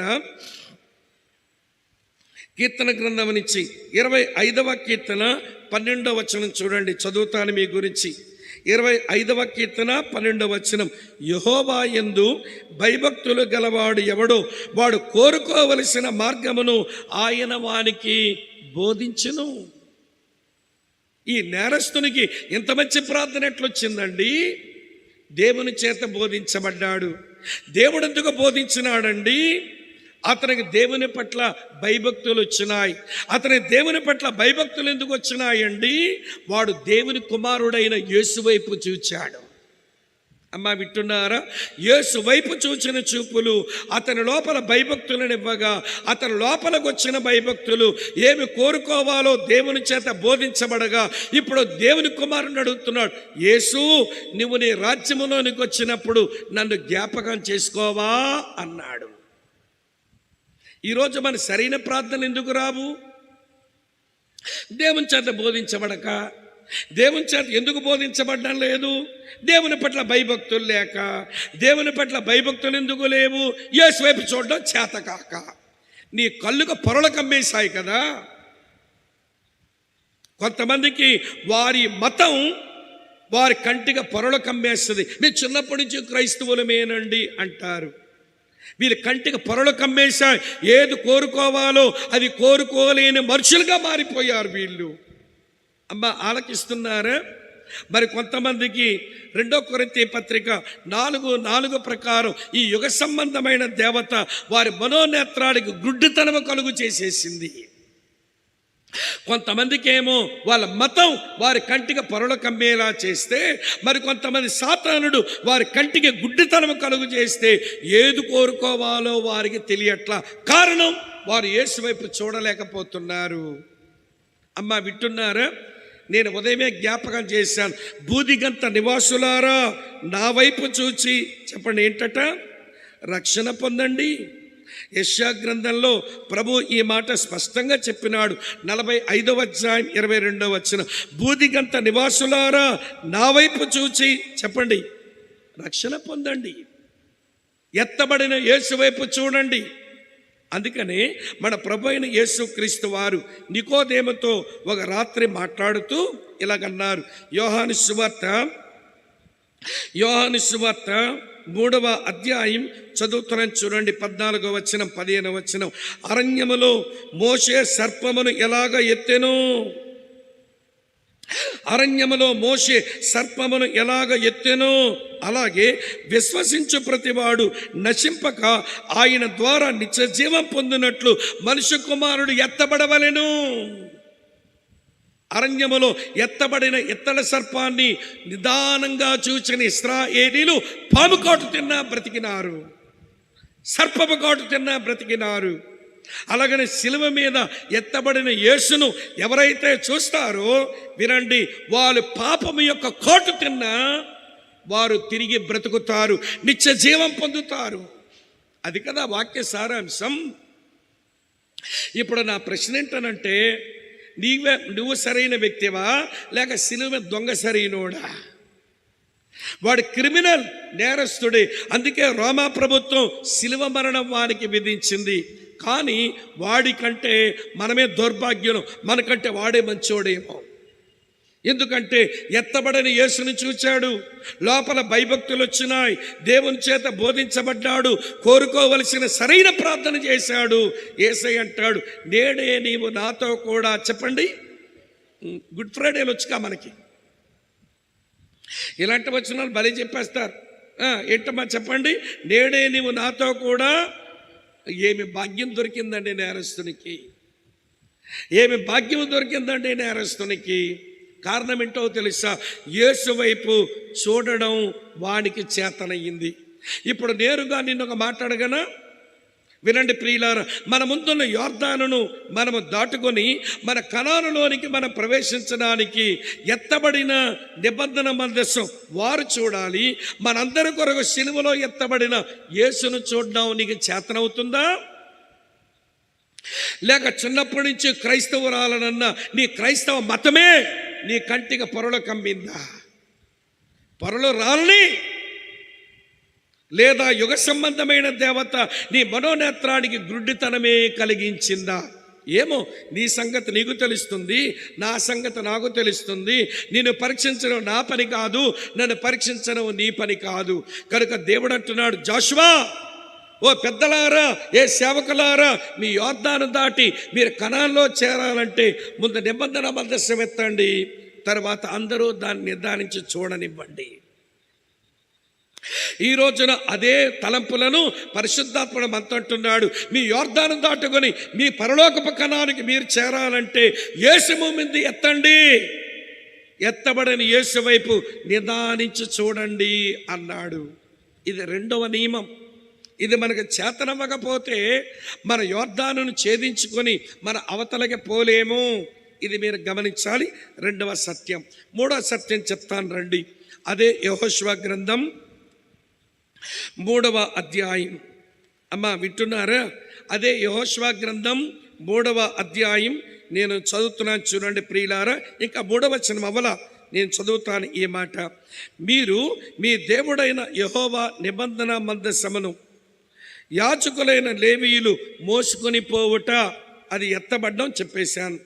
చూచినప్పుడు దాని వైపే చూడాలి, అది చెప్పేశాను. మూడో మాట ఏంటో తెలుసా? మీరు ఉన్న స్థలములో నుండి బయలుదేరి దాని వెంబడి వెళ్ళవలెను. అంటే నిబంధన మందసాన్ని వెంబడించండి. యాజకులైన సేవకులు, పెద్దలు వారు భుజం మీద వేసుకుని మోసుకొని పోతుంటారు. మీరు చేయాల్సిన పని ఏంటో తెలుసా? Follow the arc of covenant, నిబంధన మందసాన్ని వెంబడించండి. యోర్దాను దారి చేస్తుంది, మీరు మీ కణాన్ని చేరిపోతారు. మీ కొరకు సిద్ధపరిచిన, మీ కొరకు సమృద్ధిగా అన్నీ ఉన్నా, మీ కొరకు నేను సమకూర్చిన, నా సన్నిధి ఉంచిన ఆ కణంలో మీరు దీవించబడతారు. కాబట్టి మీరు చేయాల్సిన పని ఏంటో తెలుసా? నిబంధన మందసమును వెంబడించండి. ఇప్పుడు మన వరకు చెప్తాను. మనకి మాటలు ఏంటో తెలుసా? మీ ముందు సిలువలో ఎత్తబడిన ఆ యేసును మీరు నిదానించి చూచి మీరిప్పుడు యేసును వెంబడించండి. మీ యోర్దానును మీరు ఛేదించుకొని చేస్తారు. ఇప్పుడు 3వ నియమం ఏంటో తెలుసా? ఫాలో క్రైస్ట్, యేసును వెంబడించండి. ఏం చేయాలి? మీరు ఇక్కడ ఉన్నారా లేదా? ఎవరా? అవునో కాదు చెప్పండి. కొంచెం నోట్లో ఏదో వెలక్కాయ పడినట్టు. అమ్మ ఇక్కడ ఉన్నారా మీరంతా? కళ్ళు కనబడడం లేదన్నట్టు చూడకండి, నాకు కనబడుతున్నారు. మీ మనసు ఎక్కడ ఉందో లేదో అడుగుతున్నాను. మహాతల్లులు ఏం చేయాలట? యేసును పైకెత్తాలి. రెండో మాట యేసు వైపు చూడాలి. మూడో మాట యేసును వెంబడించాలి. అది ఇక్కడ విషయం చెప్పనా? వెంబడించడం అనే అనుభవం విడిచిపెట్టడంతో ముడిపడి ఉంటుంది. ఏంటమ్మా? వెంబడించడం అనే అనుభవం విడిచిపెట్టడం అనే దాంతో కలిసి ఉంటుంది. విడిచిపెట్టవలసిన వాడిని విడిచిపెట్టకుండా వెంబడించడం అనే పని జరగదు. ఉదాహరిస్తాను, వినండి. మత్తయి సువార్త 4వ అధ్యాయంలో. బాగా వింటున్నారు, సంతోషం. ఇంకా కొంచెం మనసు పెట్టి ఆలోచిస్తూ వినండి. మత్తయి సువార్త 4వ అధ్యాయం చదువుతాను, చూడండి ప్రియులారా. ఇలా ఉంది. మత్తయి 4:19-20 వచనాలు ముందు చదువుతా. యేసయ్యలాగన్నారు, నా వెంబడి రండి, నేను మిమ్మలను మనుషులను పట్టు జాలరులుగా చేతునని వారితో చెప్పాను. వెంటనే వారు తమ వలను విడిచిపెట్టి ఆయనను వెంబడించిరి. పేతురు, ఆంద్రయ తమ వలను విడిచిపెట్టి వెంబడించారట. వెంబడించే పనికి విడిచిపెట్టవలసిన దాన్ని విడిచిపెట్టారు. కొంచెం కిందికి రండి. అదే 4వ అధ్యాయం 22వ వచనం.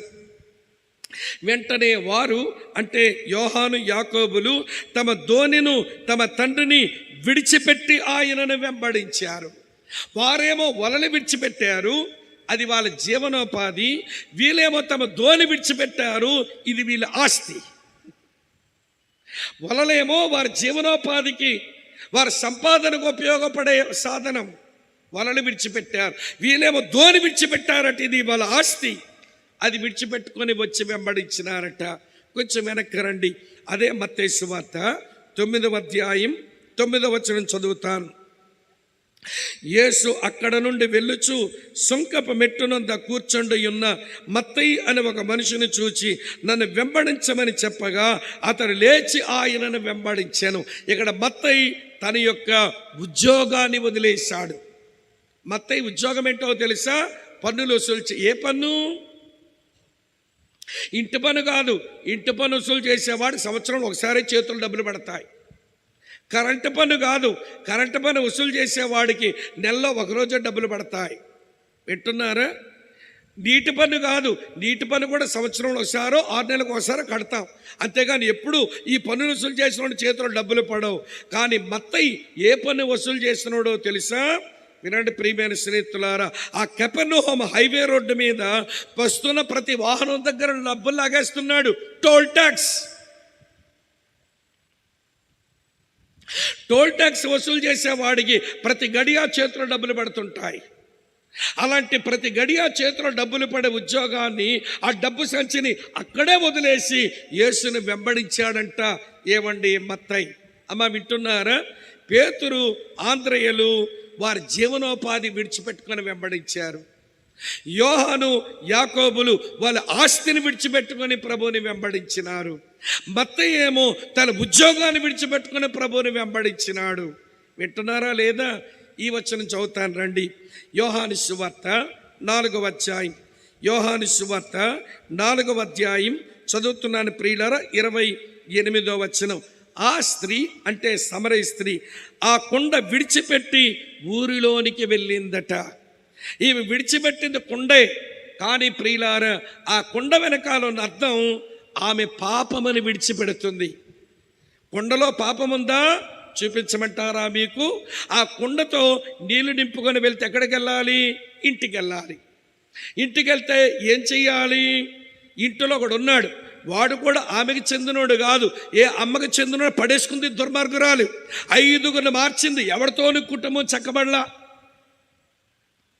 ఒకటి తర్వాత ఒకడు ఆడెందుకు పోతున్నాడో ఇది పంపించేస్తుందో ఏమో మనకు తెలియదు. బైబిల్ అక్కడ జవాబు చెప్పలా. కానీ 5గురిని మార్చిందంట వగలాడి. 6వ వాడితో ఉందట. వీడు కూడా ఈమెకి చెందినోడు కాదట. అమ్మా నీకు 5గురు పెనిమిట్లుండని ఇప్పుడు ఉన్నోడు కూడా నీవాడు కాదు, ఎవరో అమ్మకి చెందినోడిని లాగేసుకున్నావే దుర్మార్గురాలా అన్నట్టుగా ప్రభు చెప్పినారు. ఇప్పుడు ఈ 6వ వాడికి ఏం చేయాలి? వాడు ఆకలి తీర్చడానికి వంట వండాలి. వంట అయిపోయిన తర్వాత వడ్డం చెయ్యాలి. వాడు బాగా దెమ్మగొక్కలాగా వేసిన తర్వాత పడకెక్కుతాడు. పడకెక్కగానే వాడి శరీర సుఖానికి వాడు ఆరాట పడుతున్నాడు. ఏం చేయాలి? వాడు పక్కకి వెళ్ళి పడుకోవాలి. వాడి శరీరానికి సుఖం ఇవ్వాలి. ఈ కొండ పట్టుకెళ్తే ఇంటికి వెళ్ళాలి, 6వ వాడికి వండాలి, వాడికి వడ్డించాలి, వాడు పడకెక్కాక వాడి పక్కన పడుకొని వాడి శరీరానికి సుఖం ఇవ్వాలి. పాడుకుండా దీని ఎక్కడే వదిలేస్తా. ఇది పట్టుకెళ్ళానా మళ్ళీ నేను వేశ్యలాగే బతకాలి. ఇది నేను పట్టుకెళ్ళానా వేరొకడికి నా శరీరాన్ని అప్పగించాలి. పాడు జీవితం అని కొండ అక్కడే వదిలేసింది. వింటున్నారా మీరు? పేతురు, ఆంద్రేయులు జీవనోపాధి వదులుకున్నారు. యోహాను, యాకోబులు ఆస్తిని వదులుకున్నారు.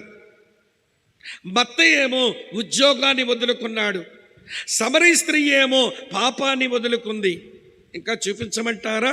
ఇన్ని చూపించవచ్చు బైబిల్లో మీకు. 1 తెస్సలోనిక పత్రిక 1వ అధ్యాయం చూపిస్తాను. ఇదొక్కటి చూపించి ముగిస్తా. అంటే ప్రసంగం ముగింపు కాదు, ఈ ఐడియా ముగింపు. అప్పుడు రెడీగా ఉన్నట్టున్నారు బైబిల్ మూసేయడానికి దొంగ ముఖాలు. వినండి చాలా జాగ్రత్తగా. అమ్మ చూడండి, 1 తెస్సలోనిక పత్రిక 1వ అధ్యాయం 10వ వచనంలో, మీ యొద్ద మాకు ఎట్టి ప్రవేశము కలిగెనో అక్కడ జనులు మమ్మను గూర్చి తెలియచెప్పుచున్నారు. మీరు మీ విగ్రహములను విడిచిపెట్టి జీవము గలవాడును సత్యవంతుడగు దేవునికి దోషులవ్వడానికి మీరు వచ్చినారు అన్నాడు. ఏం విడిచిపెట్టారట? తెస్సలోనిక గ్రీసు దేశస్థులు జ్ఞానవంతులంటే వారి విగ్రహాలు విడిచిపెట్టారట. విడిచిపెట్టకుండా వెంబడించడం కుదరదు. వినండి ప్రియమైన స్నేహితులారా, విడిచిపెట్టకుండా వెంబడించడం కుదరదు. ఇప్పుడు పాయింట్ ఏంటనంటే, మీ ముందు యేసయ్య ఎత్తబడ్డాడు సిలువలో. ఆయన వైపు మీరు చూచారు, చూచిన మీరు ఆయన వెంబడించండి. అమ్మా వింటున్నారా? వెంబడించడం అంటే అర్థం విడిచిపెట్టడంతో కలిసి ఉన్న అనుభవం. రెండో మాట ఏంటో తెలుసా? వెంబడించడం అంటే విడిచిపెట్టడం ఒక తలంపు అయితే, వినండి, వెంబడించడం అనగా అనుసరించడం. ఏమనుసరించాలి? ముందు వెళుతున్నటువంటి ఆ నిబంధన మందసాన్ని వాళ్ళు అనుసరించాలి. ఈరోజు మనం ఏమనుసరించాలి? మన ముందు ఎత్తబడిన యేసును అనుసరించాలి. ఏమనుసరిద్దామండి యేసుని? పేతురు చెప్పినాడు ఏమనుసరించాలో. చదువుతాను చూడండి. 1 పేతురు పత్రిక, పేతురు రాసిన మొదటి పత్రిక 2వ అధ్యాయం చూడండి ప్రియులారా, 21వ వచనం ఇలా ఉంది.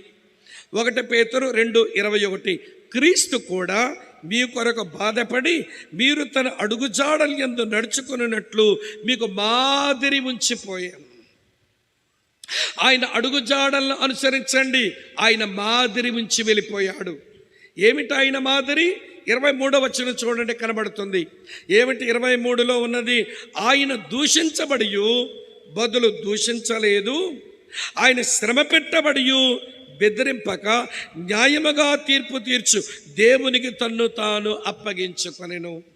ఏమిటండి ఆయన అడుగుజాడలు? దూషించబడి బదులు దూషించలేదు. ఏమని దూషించారు? దెయ్యాలకు అధిపతి అని పిలిచారు, నోరెత్తి మాట్లాడలా, బదులు దూషించలా. సమరయుడా అని పిలిచారు, బదులు దూషించలా. తిండిపోతూ తాగుబోతున్నారు, బదులు దూషించలా. పిచ్చిపట్టినోడా అన్నారు, బదులు దూషించలా. ఎవడికి పుట్టావో తెలియదు నీకు అన్నారు, బదులు దూషించలా. దూషించబడిన బదులు దూషించలేదు. శ్రమ పెట్టారు కొంతమంది. ఎవడి వీపంతా కొరడాలతో చీరిపడేశారు, చాలవలే దున్నేశారు. ఒరే, నా ఉసురు మంట మీకు తగలదరా? ఒక రోజున మీ సంగతి తేలుస్తానరా? నా దూతలతో మిమ్మల్ని శిక్షిస్తానరా? నా న్యాయపీఠం ఎదుట మీకు తీర్పు తీరుస్తానరా అని ఒక్కడిని కూడా ఆయన శ్రమ పెట్టిన వారిని బెదిరించలా. దూషించిన వారిని బదులు దూషించను లేదు, శ్రమ పెట్టిన వారిని బెదిరించలేదు, న్యాయముగా తీర్పు తీర్చే తండ్రికి వారిని అప్పగించలేదు, తన్ను తాను అప్పగించుకున్నాడు. ఇదండి యేసయ్య అడుగుజాడలు. ఒకరొక మాట అంటే చాలు, దూషిస్తే ఆగుతామా? తిరిగి ఆ మాట అనే వరకు నిద్ర పట్టదు. నన్ను అంటారండి, నాకు టైం రాదా? నేను మాట్లాడలేనా? నేను అడగలేనా? కడగలేనా? దులపలేనా? జాడించలేనా? ఉతికేలేనా? ఆరబెట్టలేనా? ఎండబెట్టలేనా? చూపించేస్తావు నీ తడాక తగలయ్యా. ఇదండి క్రైస్తవ్యం. తడాకాలు చూపించుకునేది లోకస్తులదండి. దూషించబడిన బదులు దూషించకుండా, శ్రమ పెట్టినా కూడా ఎవరిని బెదిరించకుండా న్యాయముగా తీర్పు తీర్చి ఆ దేవునికి మన జీవితాలు అప్పగించి, ఇది కదా క్రైస్తవ్యం, ఇది కదా ఆయన వెంబడించడం, ఇది కదా ఆయన మిగిల్చిన అడుగుజాడలు. ఇది ఎందుకో క్రైస్తవులకు రావట్లా. ఎవడైనా శ్రమ పెట్టినాడు అనుకోండి, నాకు టైం రాదా అని ద్వేషం లోపలుంచుకొని, ఆ ద్వేషం కాస్త, వింటున్నారా లేదా, పగగా మార్చుకొని, ఆ పగను కాస్త ప్రతీకారంగా ఉంచుకొని, ఆ ప్రతీకారంతో రగిలిపోయి కనబడుతున్నారు కొంతమంది. వీళ్ళు క్రైస్తవులే కాదు, వీళ్ళకు ప్రభు సంగతే వీళ్ళకి అర్థం కాలేదు, క్రీస్తు కలిగిన మనసే వీళ్ళకి రాలేదని చెప్పడానికి ఏమీ మొహమాటమే లేదు. ఇప్పుడు చెప్పండి, మన ప్రభువుని వెంబడిస్తున్న వాళ్ళమైతే ఏమి విడిచిపెట్టాము, ఏమి అనుసరిస్తున్నాము? ఆ మధ్య ఎవరో అక్క ప్రార్థన చేస్తుందండి, ఆ ప్రార్థన మళ్ళీ యూట్యూబ్లో ఎక్కించారు. అది క్రైస్తవ్యం కాదు. మరి ఎందుకో వాళ్ళ సావాసం నాయకుడు కూడా ఏమండి ఆ యూట్యూబ్లో అది ఉండడానికి అనుమతించినాడేమో. ఆ యూట్యూబ్లో ఆవిడ ప్రార్థన వచ్చింది, ప్రభువా మా సావాస నాయకుడికి వ్యతిరేకంగా ఈ క్రైస్తవులు నిలిచారు నాయన, వాళ్ళకి యాక్సిడెంట్లు అయిపోవాలి, వాళ్ళు జబ్బులు పెట్టేయాలి, వాళ్ళ మంచాలు పట్టేయాలి, వాళ్ళ అప్పులు పాడైపోవాలి, వారు నాశనం అయిపోవాలి, వారి నాశనం మేము చూడాలి, యేసునామములు అడుగుతున్నాము తండ్రి అంటు. ఏమిటండి ఈ ప్రార్థన? వాళ్ళ సావాసపు నాయకుడు, ఆధ్యాత్మిక నాయకుడు, ఆయన మీద నీ ప్రేమ ఉంటే ఉంచుకో, ఎవడ కాదన్నాడు? ఉండని అభిమానం, ప్రేమించు, అభిమానించు. ఆయన ఏదో చేసిన బోధకు వ్యతిరేకించింది క్రైస్తవ్యం. ఆయన చెప్పినది అలవాటుకు వ్యతిరేకించింది క్రైస్తవ్యం. ఆ వ్యతిరేకించిన వాళ్ళట వీళ్ళు కాలు ఇరిగిపోవాలట, వీళ్ళు నాశనం అయిపోవాలట, వీళ్ళు మంచాలు పట్టేయాలట, వీళ్ళు అప్పుల పాలైపోవాలట, వీళ్ళు బజార్లు పడిపోవాలట. అది చూసి ఇవిడు కడుపు చల్లగా అయిపోతుందట. ఏమి ప్రార్థనలు చేస్తున్నారంటే క్రైస్తవులు? ఇదేనా యేసయ్య అడుగుజాడలు? వింటున్నారా లేదా? అమ్మా బిగుసుకోకండి, రిలాక్స్డ్గా వినండి. ఈ రోజున యేసయ్య అడుగుజాడలు ఉండవలసిన మనం దూషించిన వాళ్ళకి బదులు దూషించడం, వింటున్నారా? శ్రమ పెట్టిన వాడిని బెదిరించడం, న్యాయముగా తీర్పు చేసి దేవునికి వాళ్ళని అప్పగిస్తావుగా నిన్ను అప్పగించుకోకపోవడం, ఇది యేసయ్యను అనుసరించిన జీవితమే కాదు. మరి ఎట్లా దాడుతావు నీ యొర్దాను? ఎలా చేరుకుంటావు నీ కనాను? ఎట్లా దాటుతావు నీ యొర్దాను? ఎలా చేరుకుంటావు నీ కనాను? మిగిలిపోతావేమో షిత్తీములో. జాగ్రత్త, నీ షిత్తీములో మిగిలిపోతావేమో. జాగ్రత్త, నాకు జాగ్రత్త, నీకు జాగ్రత్త. మనమందరము జాగ్రత్త పడవలసిన విషయమని మీ సహోదరునిగా నేను మీకు మనవి చేస్తున్నాను. అమ్మ వింటున్నారు? ఎన్నొచ్చినాయి? యేసయ్యను పైకెత్తాలి, యేసు వైపే చూడాలి, చెప్పరే యేసును వెంబడించాలి. వాళ్ళకేమో మందసం పైకెత్తాలి, ఎత్తబడిన మందసం వైపు చూడాలి, ఆ మందసాన్ని వెంబడించాలి. అది వాళ్ళకు బోధ, ఇది మనకు బోధ. ఇది టైపాలజీ. అక్కడ రాయబడి ఉన్న నీడ ఇది మన జీవితాల్లో వాస్తవం అవ్వాలి. అది షాడో, ఇది రియాలిటీ. పాత నిబంధనలో ఉన్నవి ఛాయలు, మన బ్రతుకులో ఉండవలసింది వాస్తవాలు కదా. ఈ రెండు మీకు అర్థమయ్యేలా చెప్పడానికి ఏమండి ఎన్ని రకాలుగా ఆలోచించి సర్కస్ చేస్తున్నానో లోపల మీకు తెలియదు. ఏం చెప్తే వీళ్ళకి అర్థమవుతుంది, ఎలా చెప్తే అర్థమవుతుంది? లోపల మైండ్ సర్కస్ చేస్తుంది. లోపల ఇక్కడ ఉన్నారా లేదా? మీరు సర్కస్ చేయకండి, తమ కొందరు మమ్మల్ని కూర్చుని వినండి చాలు. ఎన్నొచ్చాయి ఇప్పుడు మనకి? 3. 4వ సంగతి చెప్తాను రండి. మళ్ళీ యెహోషువ గ్రంథం ముగింపుకు వచ్చేస్తున్నాను, టైం అవుతుంది కనుక. యెహోషువ గ్రంథం మళ్ళీ 3వ అధ్యాయం 3వ వచనం అయిపోయింది, ఇక చెప్పను. 4వ వచనానికి రండి. ఏమన్నాడు 4వ వచనంలో? మీకును దానికిని దాదాపు 2000 కొలమూరల ఎడముండవలెను. మీరు వెళ్ళు త్రోవ మీరు ఇంతకుముందు వెళ్ళినది కాదు, కానీ మీరు దాన్ని గుర్తుపట్టవలన గనుక మందసానికి సమీపంగా మీరు నడవరాదు. ఆ మందసములో ఉన్న, వినండి ప్రియులారా, వస్తువులు నాకు సూచనగా ఉన్నాయి. ఆ మందసం మీద ఉన్న కెరూబుల బొమ్మల మధ్యలో నా సన్నిధిని నేను ఉంచాను కాబట్టి మీరు దగ్గరకు వచ్చేయకండి. నేను మీ మధ్యలోకి వచ్చానని మీరు చవకబారుగా నన్ను ఎంచకండి. నేను పరిశుద్ధుడను, పాపమును చూడలేని వాడను, పాపమును సహించలేని వాడను, ప్రత్యేకించబడిన వాడను, పవిత్రుడను. మీ మధ్యలోకి వచ్చాను, నిబంధన మందసం మీద ఉన్నాను. అలాగని మీరు నా దగ్గరకు వచ్చేయకండి. నేను పరిశుద్ధుడిని గనక పాపపు డాగులతో ఉన్న, పాపములో జీవించిన మీ మీద నేను కోప్పడవలసి వస్తుందేమో, కొంచెం దూరంగా నడవండి అన్నాడు.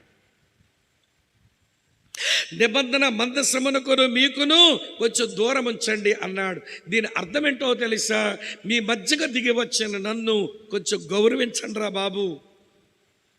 మీ మధ్యకు వచ్చానని మీ వాడిని అనుకో, దగ్గరకు వచ్చే చేతులేసే కానీ చేస్తారో. మీ మధ్యలోకి వచ్చాను, మీ వాడిని, నిజమే మీ వాడిని. మిమ్మల్ని ప్రేమించాను, మిమ్మల్ని ఏర్పాటు చేసుకున్నాను, ఐగుప్తు నుంచి విమోచించాను, మన్నాతో పోషించాను, బండల నుంచి నీళ్ళు ఇచ్చాను, మోషేతో నడిపించాను, మీ ముందు జ్యోతిగా నడిచాను, మేఘస్తంభంగా అగ్నిస్తంభంగా మీతోనే ఉన్నాను, మీ మధ్యలో ఉన్నానని చెప్పి మీ వాడినని చవకబారుగా వెంచి దగ్గరగా రాకండి, చస్తారు. Be in your limits. మీ పరిధిలో మీరుండండి. పరిధి దాటి వచ్చారా చచ్చిపోతారు మీరు. మరి నేను చంపానని అపకీర్తి నాకెందుకు? నేను చంపానని అపకీర్తి నాకెందుకు? మీ పరిధిలో మీరుండండి, కొంచెం దూరంగా ఉండి నడవండి అన్నాడు. ఈ మాటల తాత్పర్యం ఏంటో తెలుసా? నన్ను గౌరవించండి. ఈ రోజున మన మధ్యకు దిగి వచ్చి, అమ్మా వింటున్నారా, మన కొరకు సిలువలో ఎత్తబడి మన కొరకు మరణించి తిరిగి లేచిన ఆ ప్రభువైన యేసుక్రీస్తును మనము గౌరవించుకోవడం నేర్చుకోవాలి. ఎలాగ గౌరవించాలంట? పౌలన్నయ్య చెప్పాడు ఒక మాట, చూపిస్తాను చూడండి. ఫిలిప్పీలకు రాసిన పత్రిక 2వ అధ్యాయం చదువుతున్నాను చూడండి. ఎలాగున యేసును మనం గౌరవించాలనో ఇలా రాసి ఉంది ప్రియులారా. చదువుతున్నాను చూడండి. ఫిలిప్పీలకు రాసిన పత్రిక 2వ అధ్యాయం చదువుతున్నాను చూడండి. 11వ వచనం 9 నుంచి చదువుతాను. అందుచేతను పరలోకమందున్న వారిలో కానీ, భూమి మీద ఉన్న వారిలో కానీ, భూమి క్రింద ఉన్న వారిలో కానీ ప్రతి వాని మోకాలు యేసునామమున వంగునట్లు, ప్రతి వాని నాలుకయు తండ్రైన దేవుని మహిమార్థమై యేసుక్రీస్తు ప్రభువుని ఒప్పుకున్నట్లు దేవుడు ఆయనను అధికముగా హెచ్చించి ప్రతి నామమునకు పైనామమును ఆయనకు అనుగ్రహించెను. ఆయన గౌరవించడంలో 2 పనులు. ఒకటి, ఆయన నామమును నీ నోటితో ఒప్పుకొని, ఆయన ప్రభువుని నోటితో ఒప్పుకొని ఆయన ముందు నీ మోకాళ్ళు ఉంచు. బౌ డౌన్ బిఫోర్ హిమ్. ఆయన ముందు మోకరించో. ఆయన ఎవరో తెలుసునా? రాజుల రాజు, ప్రభువుల ప్రభు, చక్రవర్తి. అమ్మా వింటున్నారు? ఆయన ముందు మోకరించు, అది ఆయన గౌరవించు. ఆయన నా ప్రభు, నా చక్రవర్తిని నోరుతో ఒప్పుకో. నోరు ఒప్పుకొని మోకాళ్ళ వంగని అలాగా ఆయనను సన్మానించు. ఆయన గౌరవించండి. మీ మధ్యలోకి వచ్చాడు, మీ వాడే అనుకొని ఇష్టం వచ్చినట్టుగా ప్రవర్తించకండి. ఈ రోజున కొంతమంది యేసే మా వాడే. నీ ఊరోడా, నీ ఇంటి పేరోడా, లేక మీ పిన్ని కొడుక, మీ పెద్దమ్మ కొడుక? యేసే మా వాడే. మేము ఎలాగున్నా పర్వాలేదు, పాపం చేసేస్తుంటాం, క్షమాపణ అడిగేస్తుంటాం, మళ్ళీ ఆదివారం వచ్చేస్తుంటాం, అపరాధన యేసయ్యా, కృప చూపి బ్రోహమయ్యా అని పాడేస్తాం, రొట్టె తినేస్తాం, రసం తాగేస్తాం. తమాషాలు చేయకండి. వినండి ప్రియులారా. దేవుని సేవకులు రాజారావు గారు, బ్రదరన్ సేవకుడు ఒక మాట అన్నాడు. ఏమన్నాడు తెలుసునా? మీరు భయం లేకుండా, ఆయన గౌరవించకుండా మీరు తిన్న ఈ చిన్న రొట్టె ముక్క, మీరు తాగిన ఈ చిన్న ద్రాక్షారసపు చొక్క, చిన్న ముక్కే చిన్న చొక్క అనుకుంటున్నావేమో. నీకు భయం లేకుండా, ఆయన గౌరవించకుండా బతికితే ఆ చిన్న ముక్క, ఆ చిన్న చొక్కాలు చూపెడతాయి నీకు. జాగ్రత్త. చిన్న ముక్కే చిన్న చొక్కాలు చూపెట్టేస్తాయా రెండు మనకు. మన కొరకు బలైన శరీరం అది, దానికి సాదృశ్యమైన రొట్టెది. మన కొరకు చిందించబడ్డ రక్తం అది, దానికి సాదృశ్యమైన ద్రాక్షారసం అది. భయం లేకుండా, ఆయన గౌరవించకుండా బతికిన నీవు చిన్న ముక్కని తాగి తింటావా? అమ్మ, అర్థమవుతుందా మీకు? కనుక రండి, ఆయన ప్రభు అని నోటితో ఒప్పుకుందాం. ఆయన ప్రభు అని ఆయన మీద మోకరించి దీనులమై బ్రతుకుదాం. అలా ఆయన సన్మానించగలిగితే వినడి ప్రియుల, మన యోర్ధానులు మనకు దారిచ్చేస్తాయి. ఇంకెక్కువ చెప్పలేను, టైం అయిపోయింది కనుక. మొదటి మాట, యేసును పైకెత్తండి. రెండో మాట, యేసు వైపే చూడండి. మూడో మాట, యేసును వెంబడించండి. నాలుగో మాట, యేసును సన్మానించండి లేదా గౌరవించండి. చివరి మాట చెప్పే ముగిస్తా, సమయమైంది కాబట్టి. రండి ప్రియులారా, ఇప్పుడు యెహోషువ గ్రంథం 3వ అధ్యాయం 4వ వచనం చెప్పేశాను. 5వ వచనం నేను చెప్పి ముగించేస్తా. చూడండి, యెహోషువ గ్రంథం 3వ అధ్యాయం 5వ వచనం. మరియు యెహోషువ, రేపు యెహోవా మీ మధ్య అద్భుత కార్యములు చెయ్యను గనక మిమ్మును మీరు పరిశుద్ధపరచుకునుడని జనులకు ఆజ్ఞ ఇచ్చాను అని ఉంది. అందుకనే పరలోక రాజ్య ప్రవేశానికి ప్రభువిచ్చిన నియమాలు అన్నాను. ఇది ఆజ్ఞ. ఈ మాటలన్నీ ఆజ్ఞాపూర్వకంగా చెప్పబడినాయి. అక్క చెల్లులారా, అన్నదమ్ములారా వినండి. చివరి మాట ఏమన్నాడో తెలుసా? జోషువ, రేపు యెహోవా మీ మధ్య అద్భుతములు చెయ్యను గనక మిమ్మల్ని మీరు పరిశుద్ధపరచుకోండి. అమ్మా వింటున్నారా? యేసు కొరకు పరిశుద్ధులు కండి, అది విషయం. యేసు నిమిత్తమై పరిశుద్ధులు కండి. ఆ రోజున వారికి పరిశుద్ధులుగా ఉండండి అంటే అర్థం ఏమవుద్ది? వాళ్ళకి ఒంటి మీద నీళ్ళు వేసుకొని ఒళ్ళు కడుక్కుంటారు, తర్వాత వస్త్రాలు మార్చేసుకుంటారు, పరిశుద్ధులం అయిపోయినామని వెంబడిస్తారు. మనకు అట్లా కాదే. మనల్ని మనం పరిశుద్ధపరచుకోవడం అంటే ఒళ్ళు కడుక్కోవడమో కాదు, కొత్త బట్టలు వేసుకోవడమో కాదు. మన శుద్ధి బాహ్య సంబంధమైన శుద్ధి కాదు, మన శుద్ధి అంతరంగ సంబంధమైన శుద్ధి. అమ్మ ఆలకిస్తున్నారా? ఎలాగ పరిశుద్ధపరచుకోవాలి మనం? నేను జ్ఞాపకం చేస్తాను 3 గంభీరమైన ఆలోచనలు.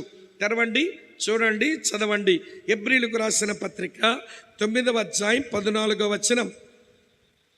హెబ్రీయులకు రాసిన పత్రిక 9వ అధ్యాయం 14వ వచనం. నిత్యుడగు ఆత్మ ద్వారా తన్ను తాను దేవునికి నిర్దోషునిగా అర్పించుకొనిన క్రీస్తు యొక్క రక్తం, అమ్మా వింటున్నారా? క్రీస్తు యొక్క రక్తం నిర్జీవ క్రియలను విడిచి జీవము గల దేవుని సేవించుటకు మీ మనస్సాక్షిని ఎంతో ఎక్కువగా శుద్ధి చేయను. క్రీస్తు రక్తముతో లోపలను మీ మనస్సాక్షిని శుద్ధి చేసుకోండి. ఆ రక్తములో కడగబడండి. మీ మనస్సాక్షి ఏ విషయములో మీ మీద దోషారోపణ చేస్తుందో, ప్రభువా ఈ పాపానికి కొరకు కూడా నువ్వు రక్తం కార్చినావు కదా, నా భార్యకు తెలియకుండా తప్పిదము చేస్తని, నా భర్తకు తెలియకుండా ఈ తప్పిదము చేస్తని, అమ్మ నాన్న కళ్ళు గప్పి పాడు పని చేస్తని, సేవకులు కళ్ళు గప్పి నేను పాడు పని చేస్తని, నా మనస్సాక్షి నా మీద దోషారోపణ చేస్తుంది నాయన. నా పాపాల కొరకు నువ్వు సిలువలో రక్తం కార్చినావు కదా, ఆ రక్తములో నా మనస్సాక్షి శుద్ధి చేయవా అని ఆ క్రీస్తు రక్తముతో ముందు మనస్సాక్షి శుద్ధి చేసుకోవాలి. నెంబర్ 1. నెంబర్ 2 చదువుతాను చూడండి. ఎఫెసీయులకు రాసిన పత్రిక 5వ అధ్యాయం. ఎఫెసీయులకు రాసిన పత్రిక 5వ అధ్యాయం. చిన్న చిన్న మాటలు, చాలా అలవర్చుకోవలసిన మాటలు చదువుతున్నాను చూడండి. ఎఫెసీ పత్రిక 5వ అధ్యాయం ఇలా వ్రాసి ఉంది. ప్రియులారా చదువుతున్నాను చూడండి. ఈ మంచి మాట పెళ్ళిళ్ళలో చదువుతుంటారు, మిగిలినప్పుడు చదవరి వచనం ఎందుకో మనోళ్ళు. చదువుతున్నాను చూడండి ప్రియులారా. ఎఫెసీయులకు రాసిన పత్రిక 5వ అధ్యాయం చదువుతున్నాను 27వ వచనం. అటువలే క్రీస్తు కూడా సంఘమును ప్రేమించి అది కలంకమైనను ముడతైనను అట్టిది మరి ఏదైనను లేక పరిశుద్ధమైనదిగాను నిర్దోషమైనదిగాను మహిమగల సంఘముగాను ఆయన తన ఎదుట దాన్ని నిలవబెట్టుకొనవలనని వాక్యముతో ఉదక స్నానము చేత దాన్ని పవిత్రపరిచి పరిశుద్ధపరచుటకై దాని కొరకు తన్ను తాను అప్పగించుకొనెను. క్రీస్తు రక్తం శుద్ధపడడానికి ఎలా ఉపయోగపడుతుందో క్రీస్తు వాక్యం మనల్ని పరిశుద్ధపరచడం అలానే ఉపయోగపడుతుంది. అందుకే యేసయ్య చెప్పారు భూమి మీద ఉన్నప్పుడే, యోహాను సువార్త 15వ అధ్యాయం 3వ వచనంలో, ఇప్పుడు నా మాటలను బట్టి మీరు పవిత్రులై ఉన్నారు. దేవుని వాక్యం అది ఒక నీళ్ళ లాంటిది. దేవుని వాక్యం వినడానికి కూర్చున్నప్పుడు ఈ వాక్యపు నీళ్ళు కడుక్కుంటూ పోతాయి నిన్ను. కొంతమందికి ఆ విషయం తెలియక ఏదో మీటింగ్కి వెళ్ళి కూర్చున్నాం అన్నట్టుగా భూస్రోం అనుకుంటా సొరకాయ ముఖం వేసుకొని కూర్చుంటారు, దొంప ముఖాలు వేసుకొని కూర్చుంటారు. దొంపతేగా ఎప్పుడు బాగుపడతారో నాకు అర్థం కాదు. వాక్యం వినడానికి కూర్చున్నప్పుడు వాక్య ప్రవాహంలో మనం కడగబడ్డానికి కూర్చున్నామని గ్రహించాలి. అప్పుడు భయము భక్తి అన్నీ వస్తాయి. కొంతమందికి వాక్యం వినడానికి కూర్చున్నప్పుడు వాక్య ప్రవాహంలో కడగబడతామని తెలియక ఏదో మీటింగు ఏదో కూర్చున్నామని కునుకుపాట్లో పడేటోళ్ళు ఉంటారు, కునుకు మకాలు. ఏమండి, కొంతమంది మీ కుర్చీలేసి కూర్చోబెట్టారు కానీ వాక్యం వినడానికి వచ్చి కింద కూర్చోబెట్టామనుకోండి, కట్టెల పిల్లలు అంటే కర్ర పెట్టి వంటున్నట్టు నా వైపు రెండు కాలు చాపుకొని కూర్చోరు మీలో కొంతమంది. భయం ఉండదు, భక్తి ఉండదండి వాక్యం విన్నప్పుడు. అరే వాక్య ప్రవాహంలో మేము కడగబడుతున్నాం, ఇప్పుడు శుద్ధైపోతాం ఇక్కడ అనే మనసులో వచ్చి కూర్చోరండి. అక్కచెల్లెళ్ళారు, అన్నదమ్ములారా వినండి.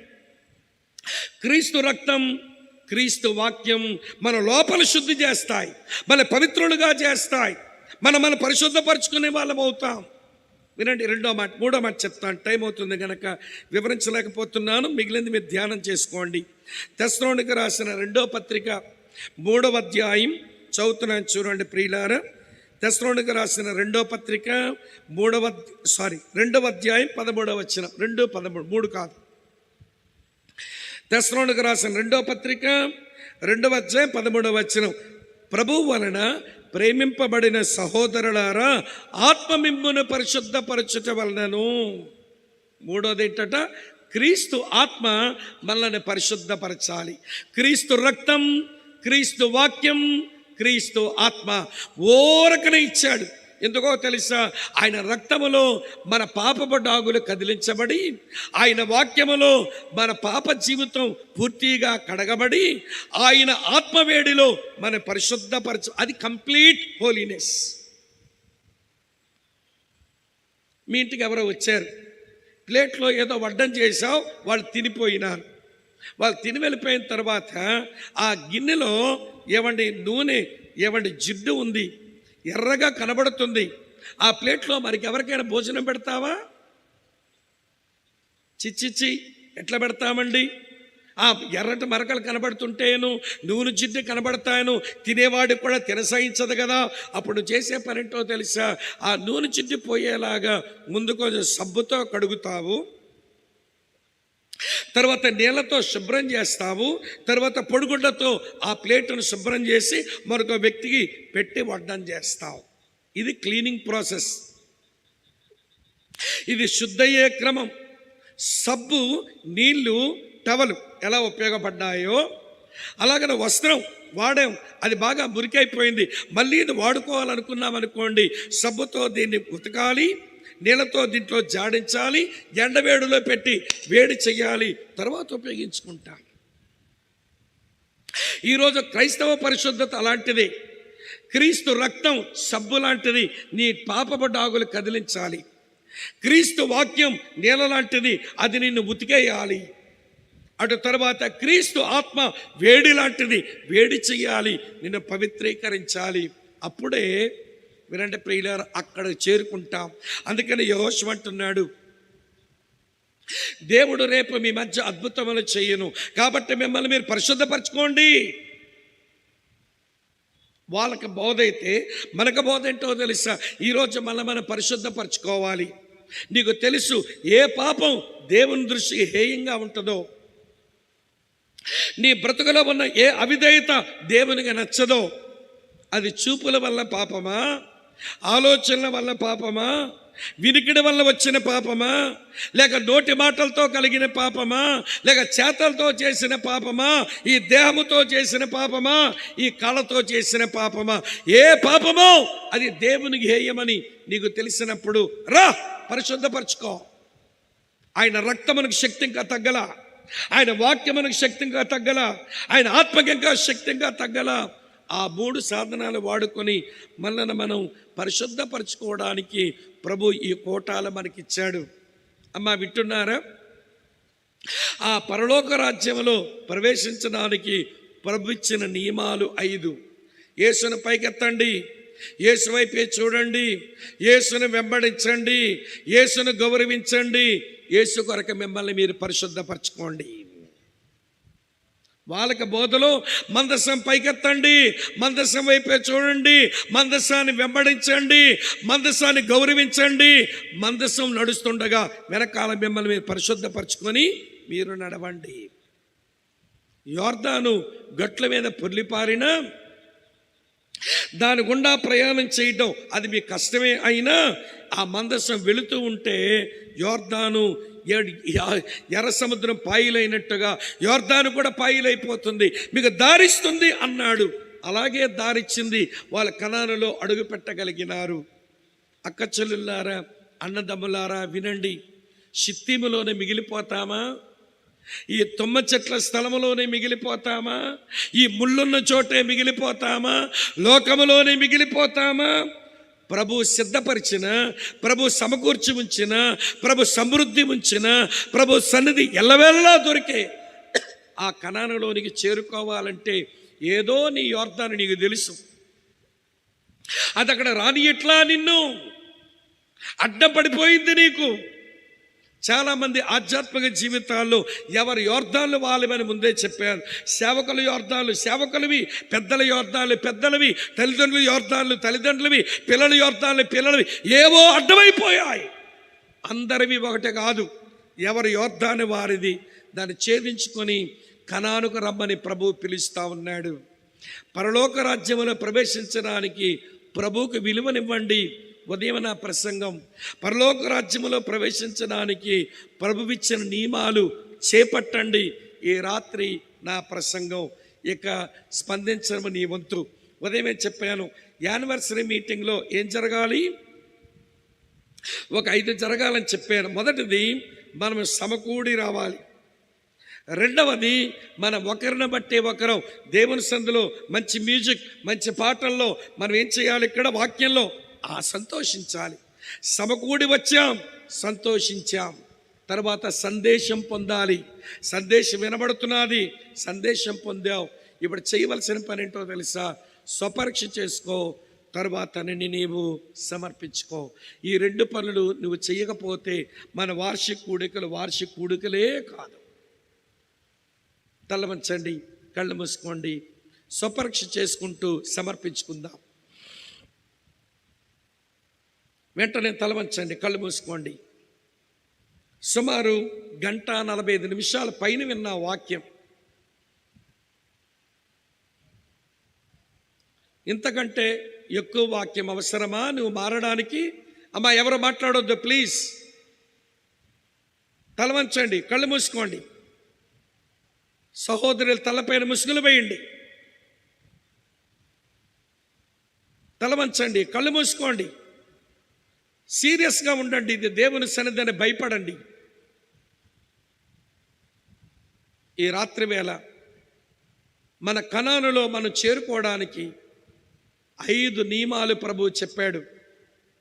యేసయ్యను పైకెత్తండి, యేసు వైపే చూడండి, యేసుక్రీస్తును వెంబడించండి, యేసుక్రీస్తును గౌరవించండి, యేసు వలె మిమ్మల్ని మీరు పరిశుద్ధపరచుకోండి. 5 నియమాలు తేలికైన మాటలతో సుమారు 1:45 వివరణ వచ్చింది నీ ముందుకు. విన్న నీవు స్వపరీక్ష చేసుకోవా? నీ ముందు ఎత్తబడిన యేసు కనబడుతున్నాడా, చూస్తున్నావా? ఆయన వెంబడించడం చేతనయ్యిందా? పేతురు, యోహాన్లు విడిచిపెట్టవలసిన వాటిని విడిచిపెట్టి వెంబడించలేదా? సమరయ స్త్రీ విడిచిపెట్టవలసిన దాన్ని విడిచిపెట్టి ప్రభువుని వెంబడించలేదా? తెస్సలోనిక గ్రీసు దేశస్థులు విగ్రహాలు విడిచిపెట్టి ప్రభువుని వెంబడించలేదా? ఇంకా నువ్వు ఇంకా ప్రభువుని వెంబడించలా. విడిచిపెట్టవలసిన వాటిని వేటనో ఇంకా ఉంచుకున్నావు. సరే, ప్రభు ప్రేమించి నీతో మాట్లాడుతున్నాడు ఈ రాత్రి. నీ మీద నేరారోపణ చేయడం ఆయన మనసు కాదు. నువ్వు బాగుపడాలని నీతో మాట్లాడుతున్నాడు. నువ్వు చేరుకోవాలి కనానికనే మాట్లాడుతున్నాడు. ఆ కనానులో దేవుడు సిద్ధపరిచినవి ఉన్నాయి. కట్టని ఇంట్లో ఉండొచ్చు, నాటని చెట్ల ఫలములు భుజించవచ్చు. అక్కడ లేమి లేదు, సమృద్ధి ఉంది. అది నేను సమకూర్చింది. అక్కడ నా సన్నిధి నీకు దొరుకుతుంది, రా అక్కడికి అని పిలుస్తున్నాడు. ఏదో యోర్దాను నీకు అడ్డమైపోయింది సోదరి, ఏదో యోర్దాను అడ్డమైపోయింది సహోదరుడా. రా, ఛేదించుకుని వెళ్దాం. రండి, ఛేదించుకుని వెళ్ళిపోదాం. మన యోర్దాన్లు మనం దాటుకుంటూ వెళదాం. రండి. ప్రభువా, నా ముందు ఎత్తబడిన నీ వైపు నేను చూస్తున్నాను.